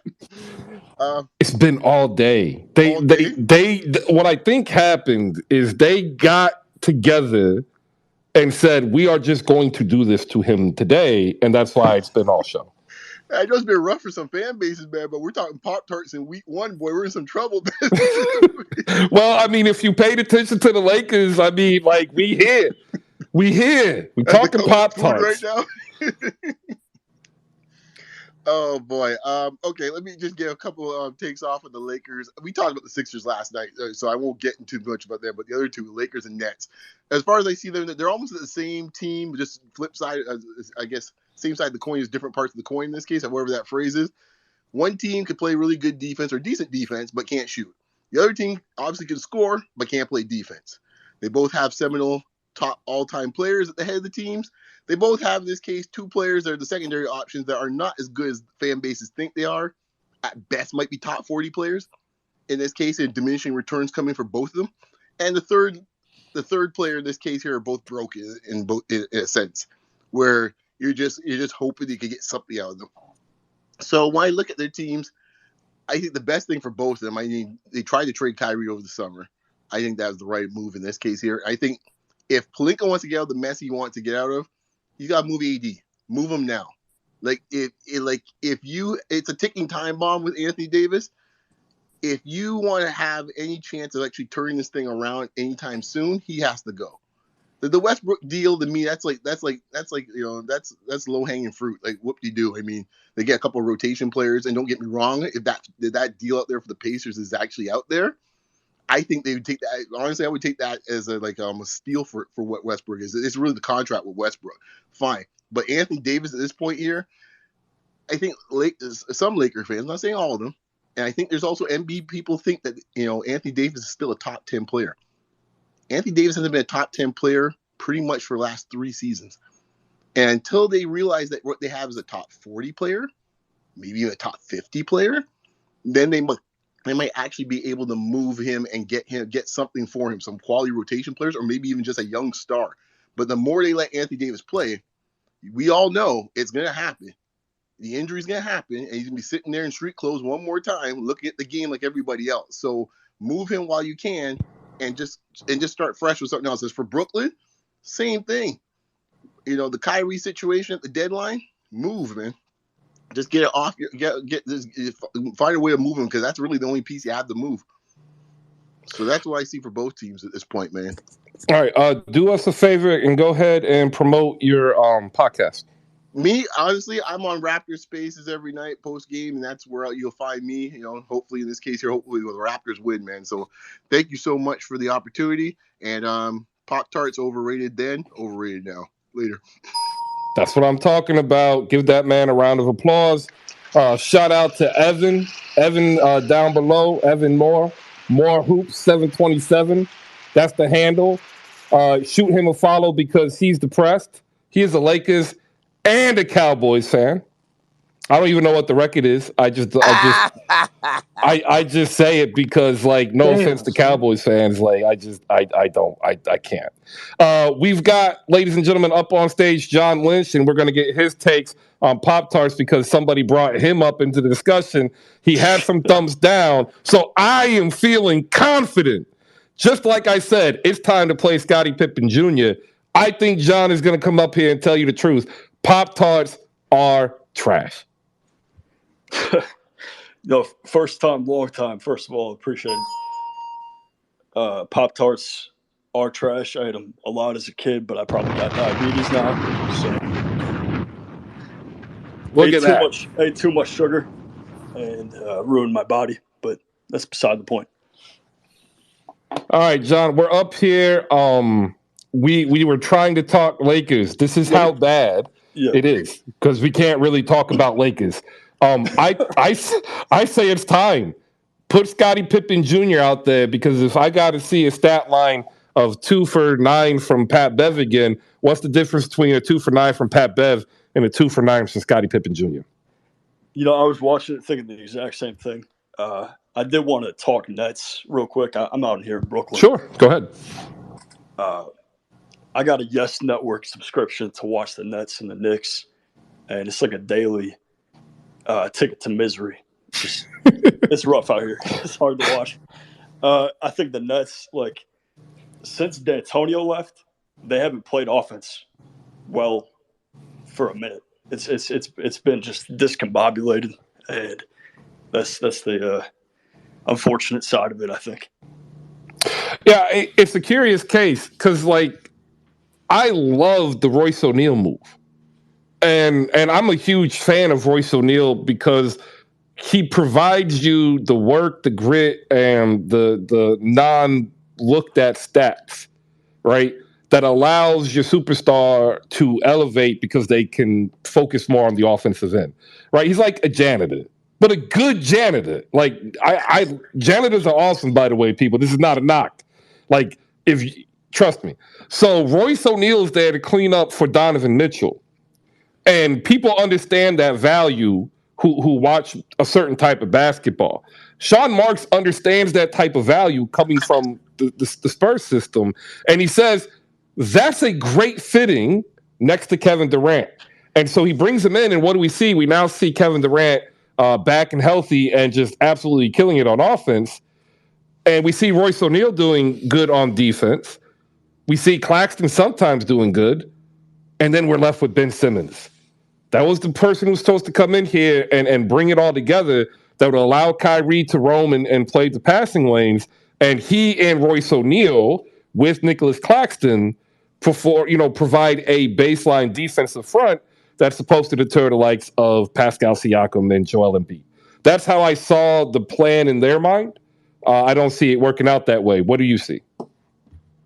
Yeah, it's been like over the past couple of years, like intangible players coming in that seem like good fits, and then it's like just doesn't. I think since Harden left, Ben Simmons is no Harden replacement, first of all, and I think that's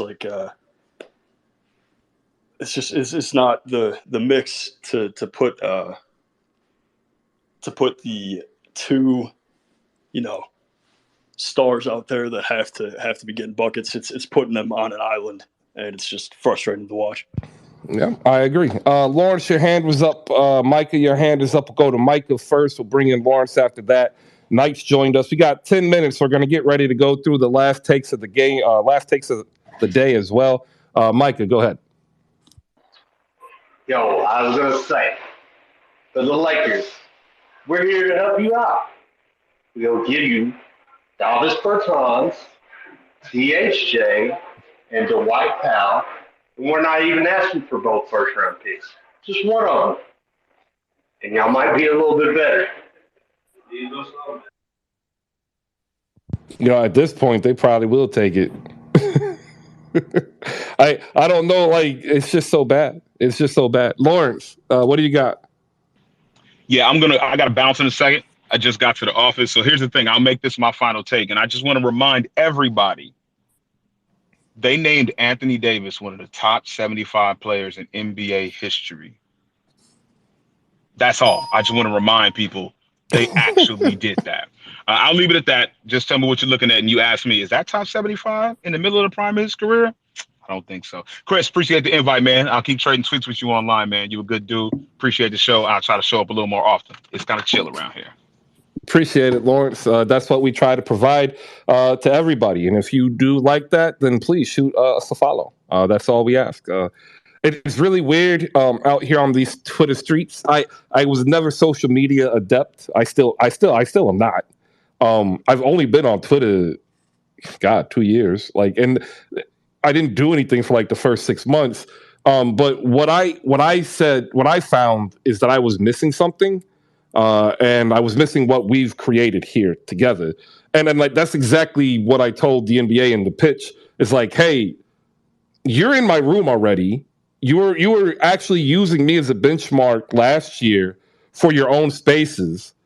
And why not partner up? Because there's a large section of fans that want more. And all of the stuff that we're currently getting, we've either have been oversaturated with, or we've grown and the content hasn't. The game's changed in various ways, from analytics to how teams care for their players, player development, the expansion of the G League, and at times we're getting a watered down content product. It's a personal feeling, but I think the most of you have that same feeling as well. And then we're starting to consume more and more on this digital platform to be more portable and mobile. And before you know it, the big names are going to start showing up. And that's when the world's about to change. So just like the chat rooms for Yahoo and AOL led to an explosion of the interaction and changing of ideas, this medium too, I think, is going to eventually replace the current mediums we have in terms of radio and even television. So thank you for coming along for the ride, right? If you weren't coming, I wouldn't be here. And that's the honest truth. And that's why I always say thank you. All right, that's my soapbox. I appreciate you coming to my TED Talk. Have a good day, Lawrence. All right, Knight, what's up? Hey, what's up? How y'all doing? Y'all can hear me? Yeah, I'm good. And if I'm too loud, it's because I can't hear. I have tinnitus and my ears are ringing, so I'm starting to be louder. It's all right. It's all right. So I just had a comment on the Nets real quick. But before I start talking, I just want to say I'm a KD fan. I have been for a long time, since when he got drafted. He's what got me into basketball. Just so y'all know that beforehand. Now, last night, they lost. Another tough game against a good team, right? Defense was solid in the first half. I don't know if y'all watched the game through and through. Defense was very solid. Giannis was, 3 of 11? he's gonna get his. You know, Giannis eventually he's gonna get what he gets. He's Giannis, right? The issue was the offense in the game. Actually, what the Nets shot 39%. I think overall they go 5 minutes without scoring, and they lose by 11. I think if the Nets just score the ball, 4 or 5 times, that game comes down to the buzzer, even with them playing terrible and Giannis dropping 42.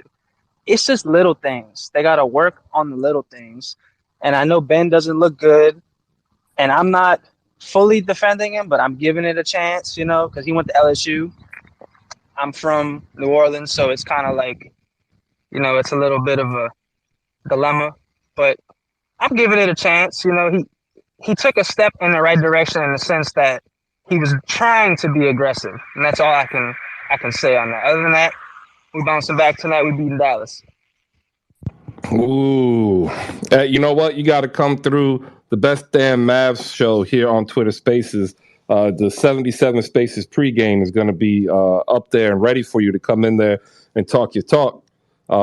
Because I'm going to tell you this: nobody in Dallas is happy. Because they should, in their mind, be 3-0, if not 2-1. Yeah, for sure. And Luka plays well against players he wants to beat, and he looks up to KD and wants to beat him very badly. As long as Christian Wood or Luka don't drop 45, I think we'll be all right. But we just can't have somebody turn into a demon like Desmond Bane did. This man turned into Klay Thompson when he played the Nets. We can't, like old Klay Thompson, right? So they just got to stay locked in. They got to play 48 minutes of basketball, not 26. Yeah, you're right. It would also help if one of 2 players hit their shots. But unfortunately for one of those 2 players, he's coming off an injury, and that is either Patty Mills or Joe Harris. And also, I don't think people understand how good Seth Curry is at what his role is. And can't wait till if he comes back. Yeah, and he was the guy I didn't want to trade Ben Simmons until the offseason. I thought it was a bad move. I thought you wouldn't get the deal that would make the team better. I didn't want to give up some of the young guys. And the only vet I didn't want to give up was Seth Curry. Everybody else was like, okay, fine, if you're going to do it. But keep Seth Curry. I mean, the man's going to hit 40% from deep, from 30 feet out, stretch your floor. But the killer part is I've never seen him make the wrong pass. Yeah, and his midi is crazy. He rarely misses. It feels like 8 out of 10 of them is going to go in. All right, appreciate it, Knight. We're into the last take of the day. We're going to go to Beyond the Locker Room. We'll hit up Micah. We'll get EK, Knight, and then we'll close with John and Al. I want to thank everybody for cruising another 3 hours here on Hoop Spaces. Every Monday through Friday, 10 a.m. Eastern, we are here. Last year, 217 shows, okay? About 670 hours worth of content, $0 paid. So, we are here because we love it. So, hey, support by just showing up and liking a tweet. And that's why I'm asking before we do our last takes. If you look up top, the very first tweet, I'm also going to just put it brand new here so everybody can access it easily. That's the newsletter that I launched, right? It's totally free. You're going to get your recaps. So if you don't catch all the games, you at least know the best scores, who won. You also get links to reporters that I've met. No, asked for their permission to put stuff up there. And then you're going to get stuff from Shams because, why not, right? It's a newsletter.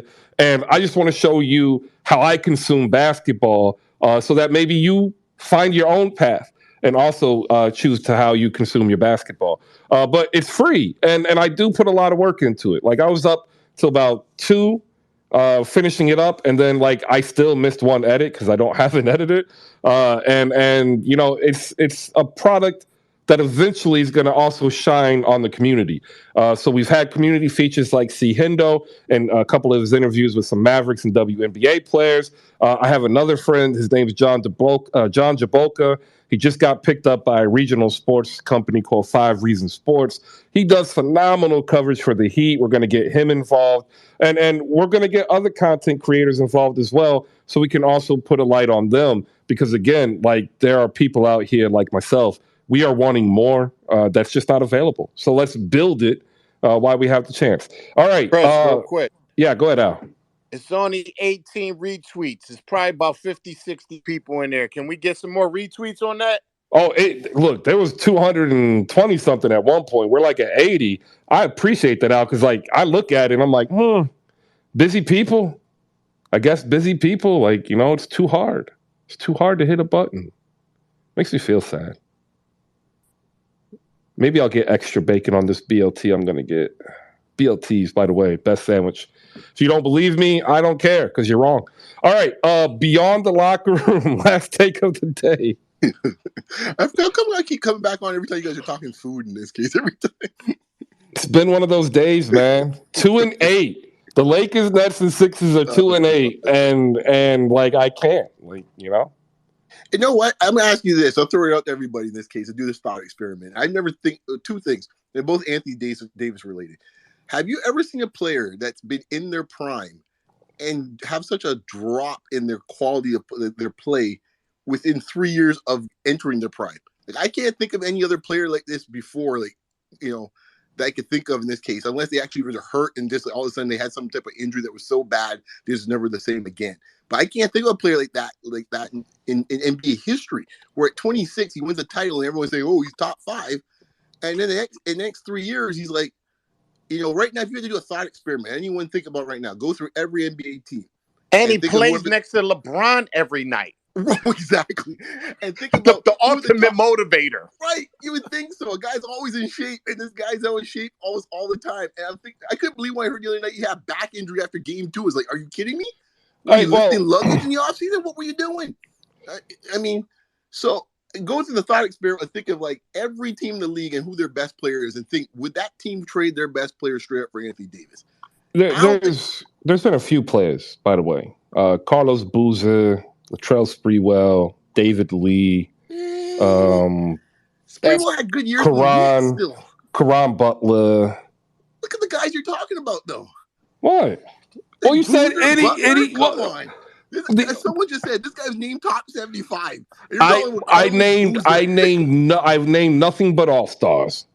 Like, what do you want me to do? Like, I'm not going to be able to name you. Like, there's probably 4 on the top 75 list that had I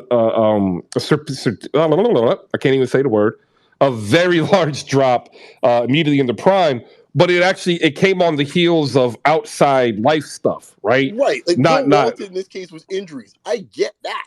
But this is not the case with Anthony Davis. Like, yeah, he's got nicks in here and there, but they're not like debilitating injuries. Well, no, I gave you names. What more do you want? I actually agree, Chris. 2 more years of this type of play. Can you rescind a top 75? Right. That's what you should do with him if he 2 more years of this. Well, you don't need to rescind a top 75.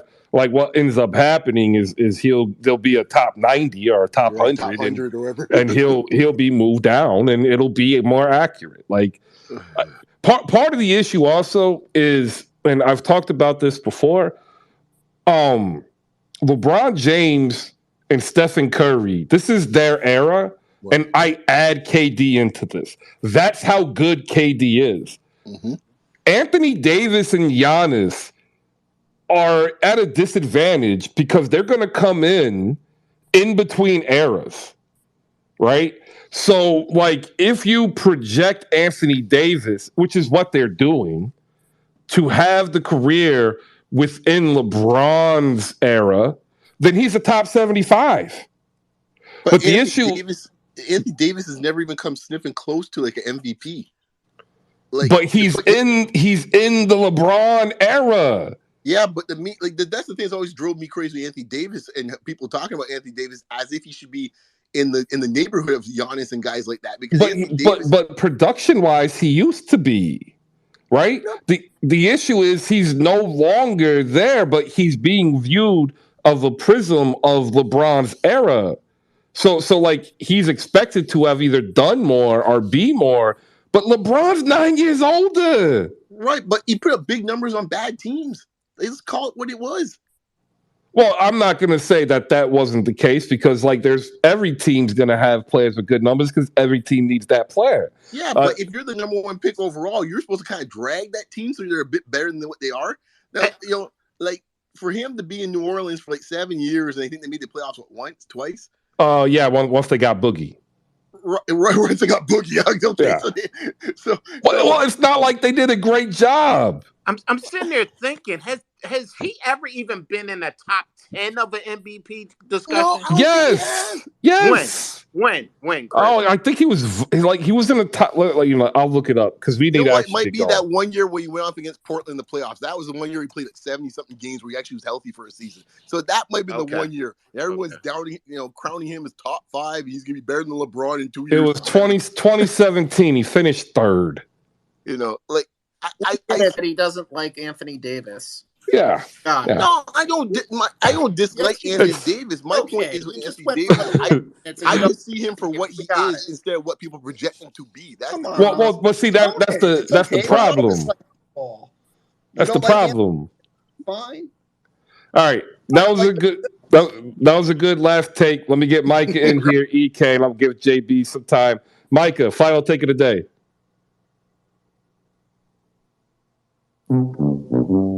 Oh, come on, 1 second.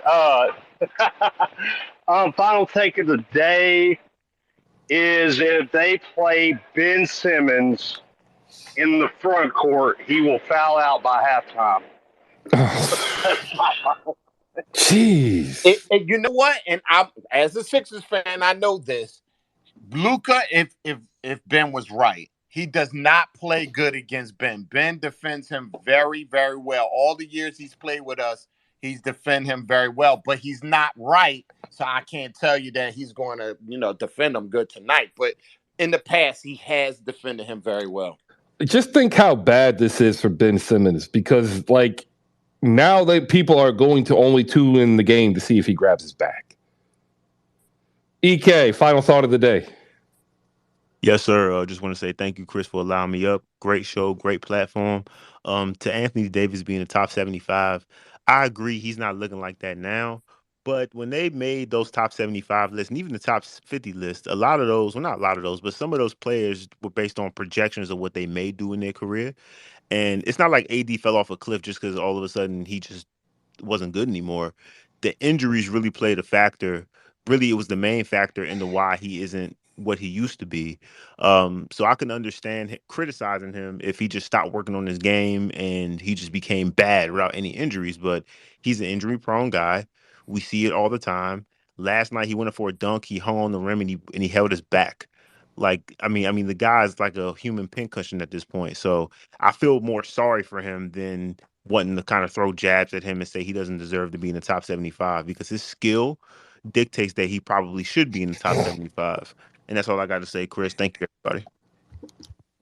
Yeah, good job, EK. Good job. I'm up here going through some of the dimensions.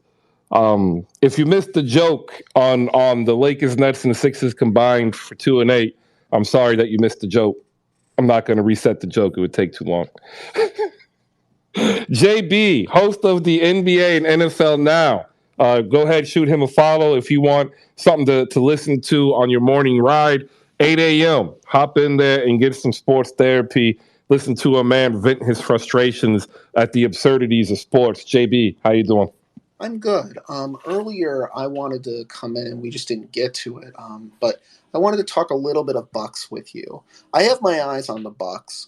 I'm both elated and concerned. There's nobody in their right mind that is not going to say that Giannis Antetokounmpo is the best player in the NBA. The fact that he could do the he's too small for me on the 6'10" Ben Simmons was just delightful last night. But as I look at the Bucks, I find myself more concerned than I probably should be. And the concern traces back to Wesley Matthews, George Hill, and Javon Carter.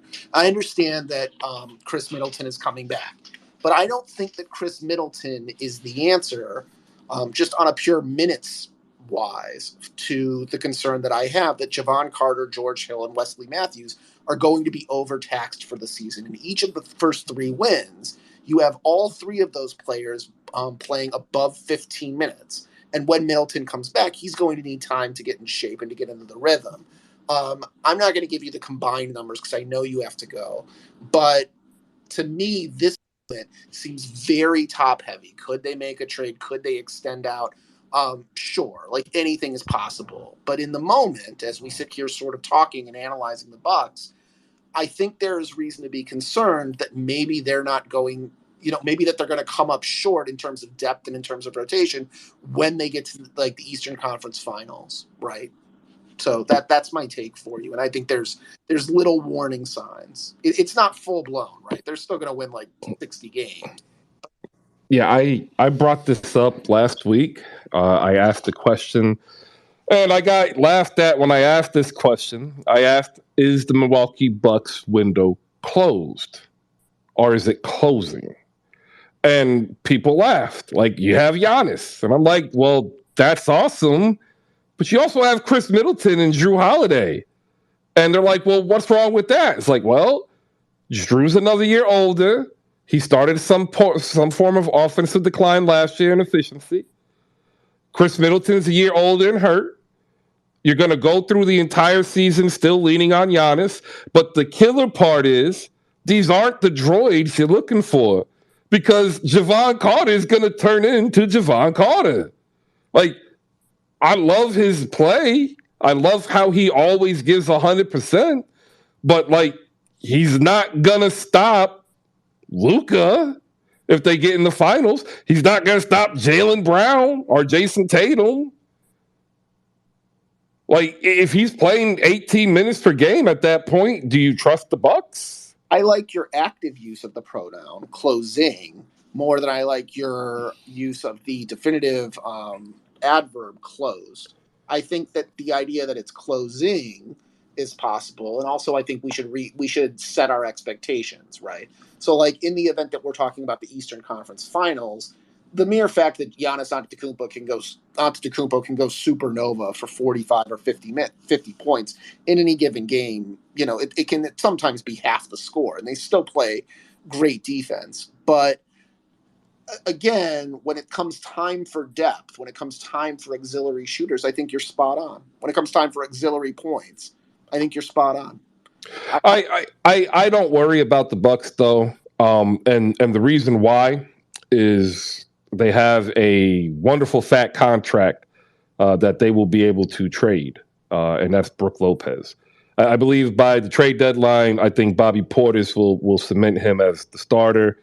And if you add in Joe Ingles contract, which is like $6.5 million, that's $21 million. That's just sitting there. Very quickly, would you say that Brook Lopez is the third best player on the Bucks and that he is the reason they have an advantage in the first place? That nobody can match 2 7-footers of the talent of Giannis and Brook Lopez? Or would you say, nah, we can just flip it, who cares? Well, I think it depends on two things. I think it depends on if Bobby Portis can step into that role, which he's already kind of started to do, and then what you get back in the trade of perceived need. And you have to ask yourself, like, are you going to trust Grayson Allen, Pat Connaughton, George Hill, Jordan Nwora, and Wesley Matthews? Or are you going to want to try to maybe get a smaller big or like a lesser known big, put Bobby Portis in that role, who's 6'10", 6'11", and get better shooting or get a better backup point guard, like maybe Mike Conley plus a shooter from Utah, if Utah, starts to falter. And then also the problem with Milwaukee is that they're not even really playing for this year. They're also playing to set up next year. They've got no contract relief, right? So whatever move they do make is going to be a move that's made not only for the playoff push, but for next year, which is another reason why I'm not worried, because when teams are in that type of situation, they tend to do a better, higher degree of due diligence and get a proper fit. Another fit that would be awesome would be Harrison Barnes, by the way. And they wouldn't even have to give up Brook Lopez to get Harrison Barnes. They would probably move Ingles' contract with Grayson Allen is 14, which would get into almost 15%. So you throw in George Hill at 4, and then you get 88%, and you bring back Harrison Barnes and Terrence Davis as a guard. You're asking a lot from that backcourt if you give up George Hill. Just to let you know, the Celtics are on the phone right now. They love big, tall white guys. Boston. So if you're trading Brook Lopez, please. Luke Cornett, career leaders at in blocks at Vanderbilt. Propaganda lives on. Knight, last take of the day. I got 2 words. It's my take. TJ Warren. That's it. Y'all have a good day. All right. Technically 3 because the T and the J, or never mind. You're right. Okay. You're right. It's all right. I do this. I correct people for no reason. I apologize. Man. It's because I'm a single dad and my son is wicked smart, like xenobiology smart. He wants to take core samples of Europa and compare them to the microbial deposits in Mars to figure out if carbon-based life is actually indeed possible to be generated. So understand what that is. That's not terraforming. That's not anything like that. But the actual construction of an alien life with the products. So he got this idea looking at 3D hollow images, and he was like, well, why couldn't we do that with, the microbial DNA and then use that as a composite sketch to compare to DNA of living organisms here? He's 9. So I my bad, Knight. That's what I had to do. He's different. Your son sounded different. That's all I know. Yeah, man. Sounds different. I'm fairly intelligent and I marvel every day, Adam. It is definitely amazing. But hey, he cannot shoot a basketball. That's tough. He can't. He's very bad. Really good swimming. Awesome at soccer, really cool at gymnastics, and he is not Steph Curry. Oh, can't be good at everything. Chris? He's 9 overall. I was gonna ask about your son. Does he have any sketches for the composites? Oh no, because he doesn't draw either. He's got the artistic talent of his father, and I can barely draw stick figures. Damn! So you have to get somebody to try to draw those composites because it sounds really interesting, especially the terraforming part. Well, it's no. I'm saying it's not like terraforming. He's not trying to get a baseline of whether Mars or Europa would be available. Would be a prime candidate for terraforming. He's wanting to use something that he gleaned off of an episode of Stargate about terraforming. And so we went down this rabbit hole to talk about terraforming and actually what the natural cycle of terraforming is. So we're losing permafrost every day, and that is actually technically terraforming. If you don't know what permafrost is, think Greenland, Siberia, Antarctica, right? And that it can actually the climate change model can be used to compare what terraforming might do on Europa where it's mainly ice, right? Stuff like that. So anyway, back to basketball. We got a young, brilliant scientist in the making there. Man, Chris, maybe you should try sending your son some videos of the Mars rover because I recently read an article on Nat Geo that they've been just finding cold frozen water deposits on Mars though. Well, yeah, but we've already gone with the understanding that there was water on Mars. When we talk about it, it's look, Mars is too close to the Earth. I mean, too close to the sun, not to have had water, right? And part of the problem that I think it goes over the heads of people who don't read and study this is that it's a lot easier to prove a negative than a positive, right? And the one negative that has never been able to be disproven was Mars being in the habitable zone. So what does that mean? Well, that means that there is a temperature variance that would promote the condensation of liquid. And then all water is the combination of simple elements into a liquid. So if you had any type of atmosphere at any given time on Mars, you would have had liquid on Mars. The question is, would it be primarily H2O or would we get something else? Like, for instance, I happen to believe it was probably very brackish water, and therefore might not have been as habitable to life. But that's just me, right? And I'm not an expert. I am not a xenobiologist. I am not a xenogeologist or even a geologist. I have stayed at several Holiday Inns Expresses, though. So, like, I feel comfortable. Al, what's your last take for basketball?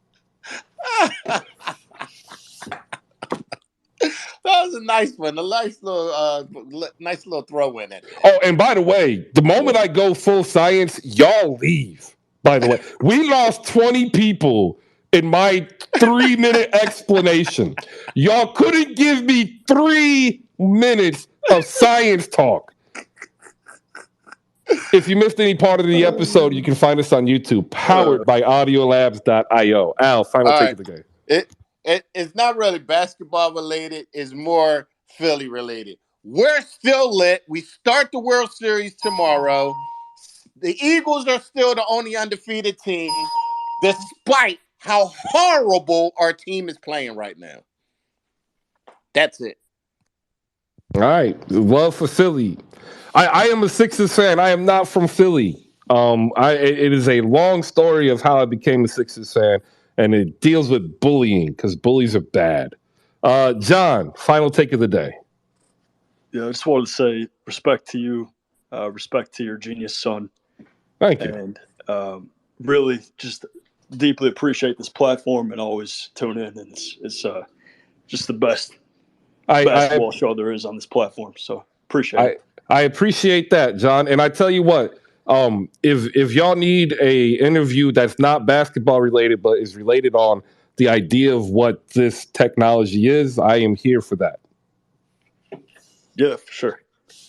Like, I don't think people truly understand the possibility and the cash cow that this could be. It's still so new. Sorry to cut you off. You're fine.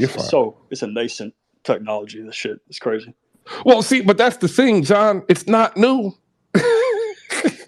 That's the problem. The lie is that it's new. It's not new. It's not. No. It boggles my mind how some of the stuff we get lied to about, and it's just repurposed, repackaged, and reprogrammed. I just mean Twitter Spaces itself, like this. I just hope this shit persists. Like now that Elon's coming in, this burning down the house. I hope this platform stays together. Yeah, I don't see it going anywhere. Full disclosure, I probably know more than most in the room in regards to Spaces and Twitter. I don't see it going anywhere. The reports are already coming out. Twitter was already going to go through a down cycle of employment, and that is not my term. Okay, like I have friends who are no longer working, and I don't, that's not my term, but that's what it was explained. With Musk coming in, the idea from the pro-Musk camp is that it will force third-party developers to fix some of the monetization issues, and it should actually be a more consumable and usable product by creators. That is what I have been told. I will always wait until I see stuff on paper, because stuff on paper, unless they are really trying to lie, really doesn't lie when it comes to how much they're investing, how many listeners they get, etc. Those things you can't hide, right? And a lot of the people who've gone along this journey, like it's been amazing. We've seen a lot of success for a lot of creators, and that's another reason why I don't see it going, is because the idea of a portable business structure is going to reduce cost and increase profit. So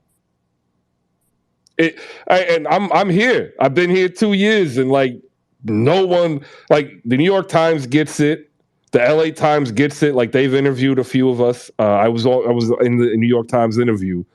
CNET is starting to get it, but like nobody else is really looking into it. And I just be like, wow. Yeah, I mean, I'm interested in the space, and like I said, just much respect for all that you do. Appreciate it. All right, let's see. My final take of the day. A lot of people probably assuming that I was going to say Doc Rivers is a great coach. I no longer have to say Doc Rivers is a great coach because I just said it 2 times. My other take is I don't understand why Matisse Thybulle is not getting minutes. It is bothersome to me. It is Pray for that. Yeah. All right. Thank you. It is concerning me because if you look at what the Philadelphia 76ers were last year, and this also ties into my argument for starting Juan Toscano-Anderson, they were a streamlined offense. And the reason why was because Matisse Thybulle can't play offense. Like, sometimes that's good. Like, you take a mouth away that you need to feed. That's great for some teams. Some teams should sit down and say, gosh, we really need to figure out how to get Joel Embiid 20 shots. Oh, I have an idea. Let's put a guy who only takes 3 in the game and play him for 37 minutes because he'll give you 2 steals and 2 blocks and play defense. I don't understand it. It boggles my mind. James Harden ain't guarding nobody. And as much as Tyrese Maxey is fast, he ain't guarding nobody either. Like, people complain about these defensive rotations. Like, what do you expect when Tobias Harris and PJ Tucker got to cover more than 10 feet? Like, even if they were younger, that's not their game. Georges Niang is trying to double switch and then gets cooked by Fred VanVleet. And I'm sitting there wondering, why the hell is Georges Niang on Fred VanVleet? Like, it doesn't make sense. And Fred didn't even have the ball. And he got cooked. He got cooked by the player who didn't have the ball. And yet we want to blame Doc Rivers, who's a great coach. I can't yet. They shot 56% from the floor. They shot better from 3 than Toronto. They rebounded the same. They had the same assists, the same steals, less turnovers. And the game wasn't close because we lost the first quarter. Is that Doc Rivers' fault? I don't think so. At least not 100%. I'm at 10. You might get me to 20, but it's building up. Shout out to everybody down below. Remember, tonight, the Mavs are playing, which means 77 spaces. Tap in an hour before the game, 6:30. Shoot Rolo and Jose a follow. You'll have a phenomenal time listening to diehard Dallas Maverick fans like Micah here down below. Also, tonight, I think we are going to see another Trey Man show, and I am here for it. If you don't know who Trey Man is, tune in tonight, 8 p.m. as Oklahoma City takes on the Clippers. Trey Man will be the man who makes Shai Gilgeous-Alexander available by trade this deadline. That's how good I think he can be, and I'm here for it. There you go, ladies and gentlemen. That's the show. I'm going to hit this button to play some music. I want to thank our sponsor, Slam Goods. You can find them over at slamgoods.com. Use promo code HoopSpaces, save 15% off your entire purchase site-wide. And that's like free money. And here's a tip. When you get like coupons like this and you save money, make yourself a second account and put the money you saved in that account. Don't touch it for a little bit. Just let it sit there. And then one day, when you're having a bad day, open up that account and say, man, that's awesome. Go get a couple of drinks and have a good dinner. All right. Peace out, ladies and gentlemen. Slamgoods.com. Use promo code HoopSpaces for 15% off. If you haven't signed up for the newsletter, like, sign up. It's free. Like, it's free. It's free. See you tomorrow, 10 a.m.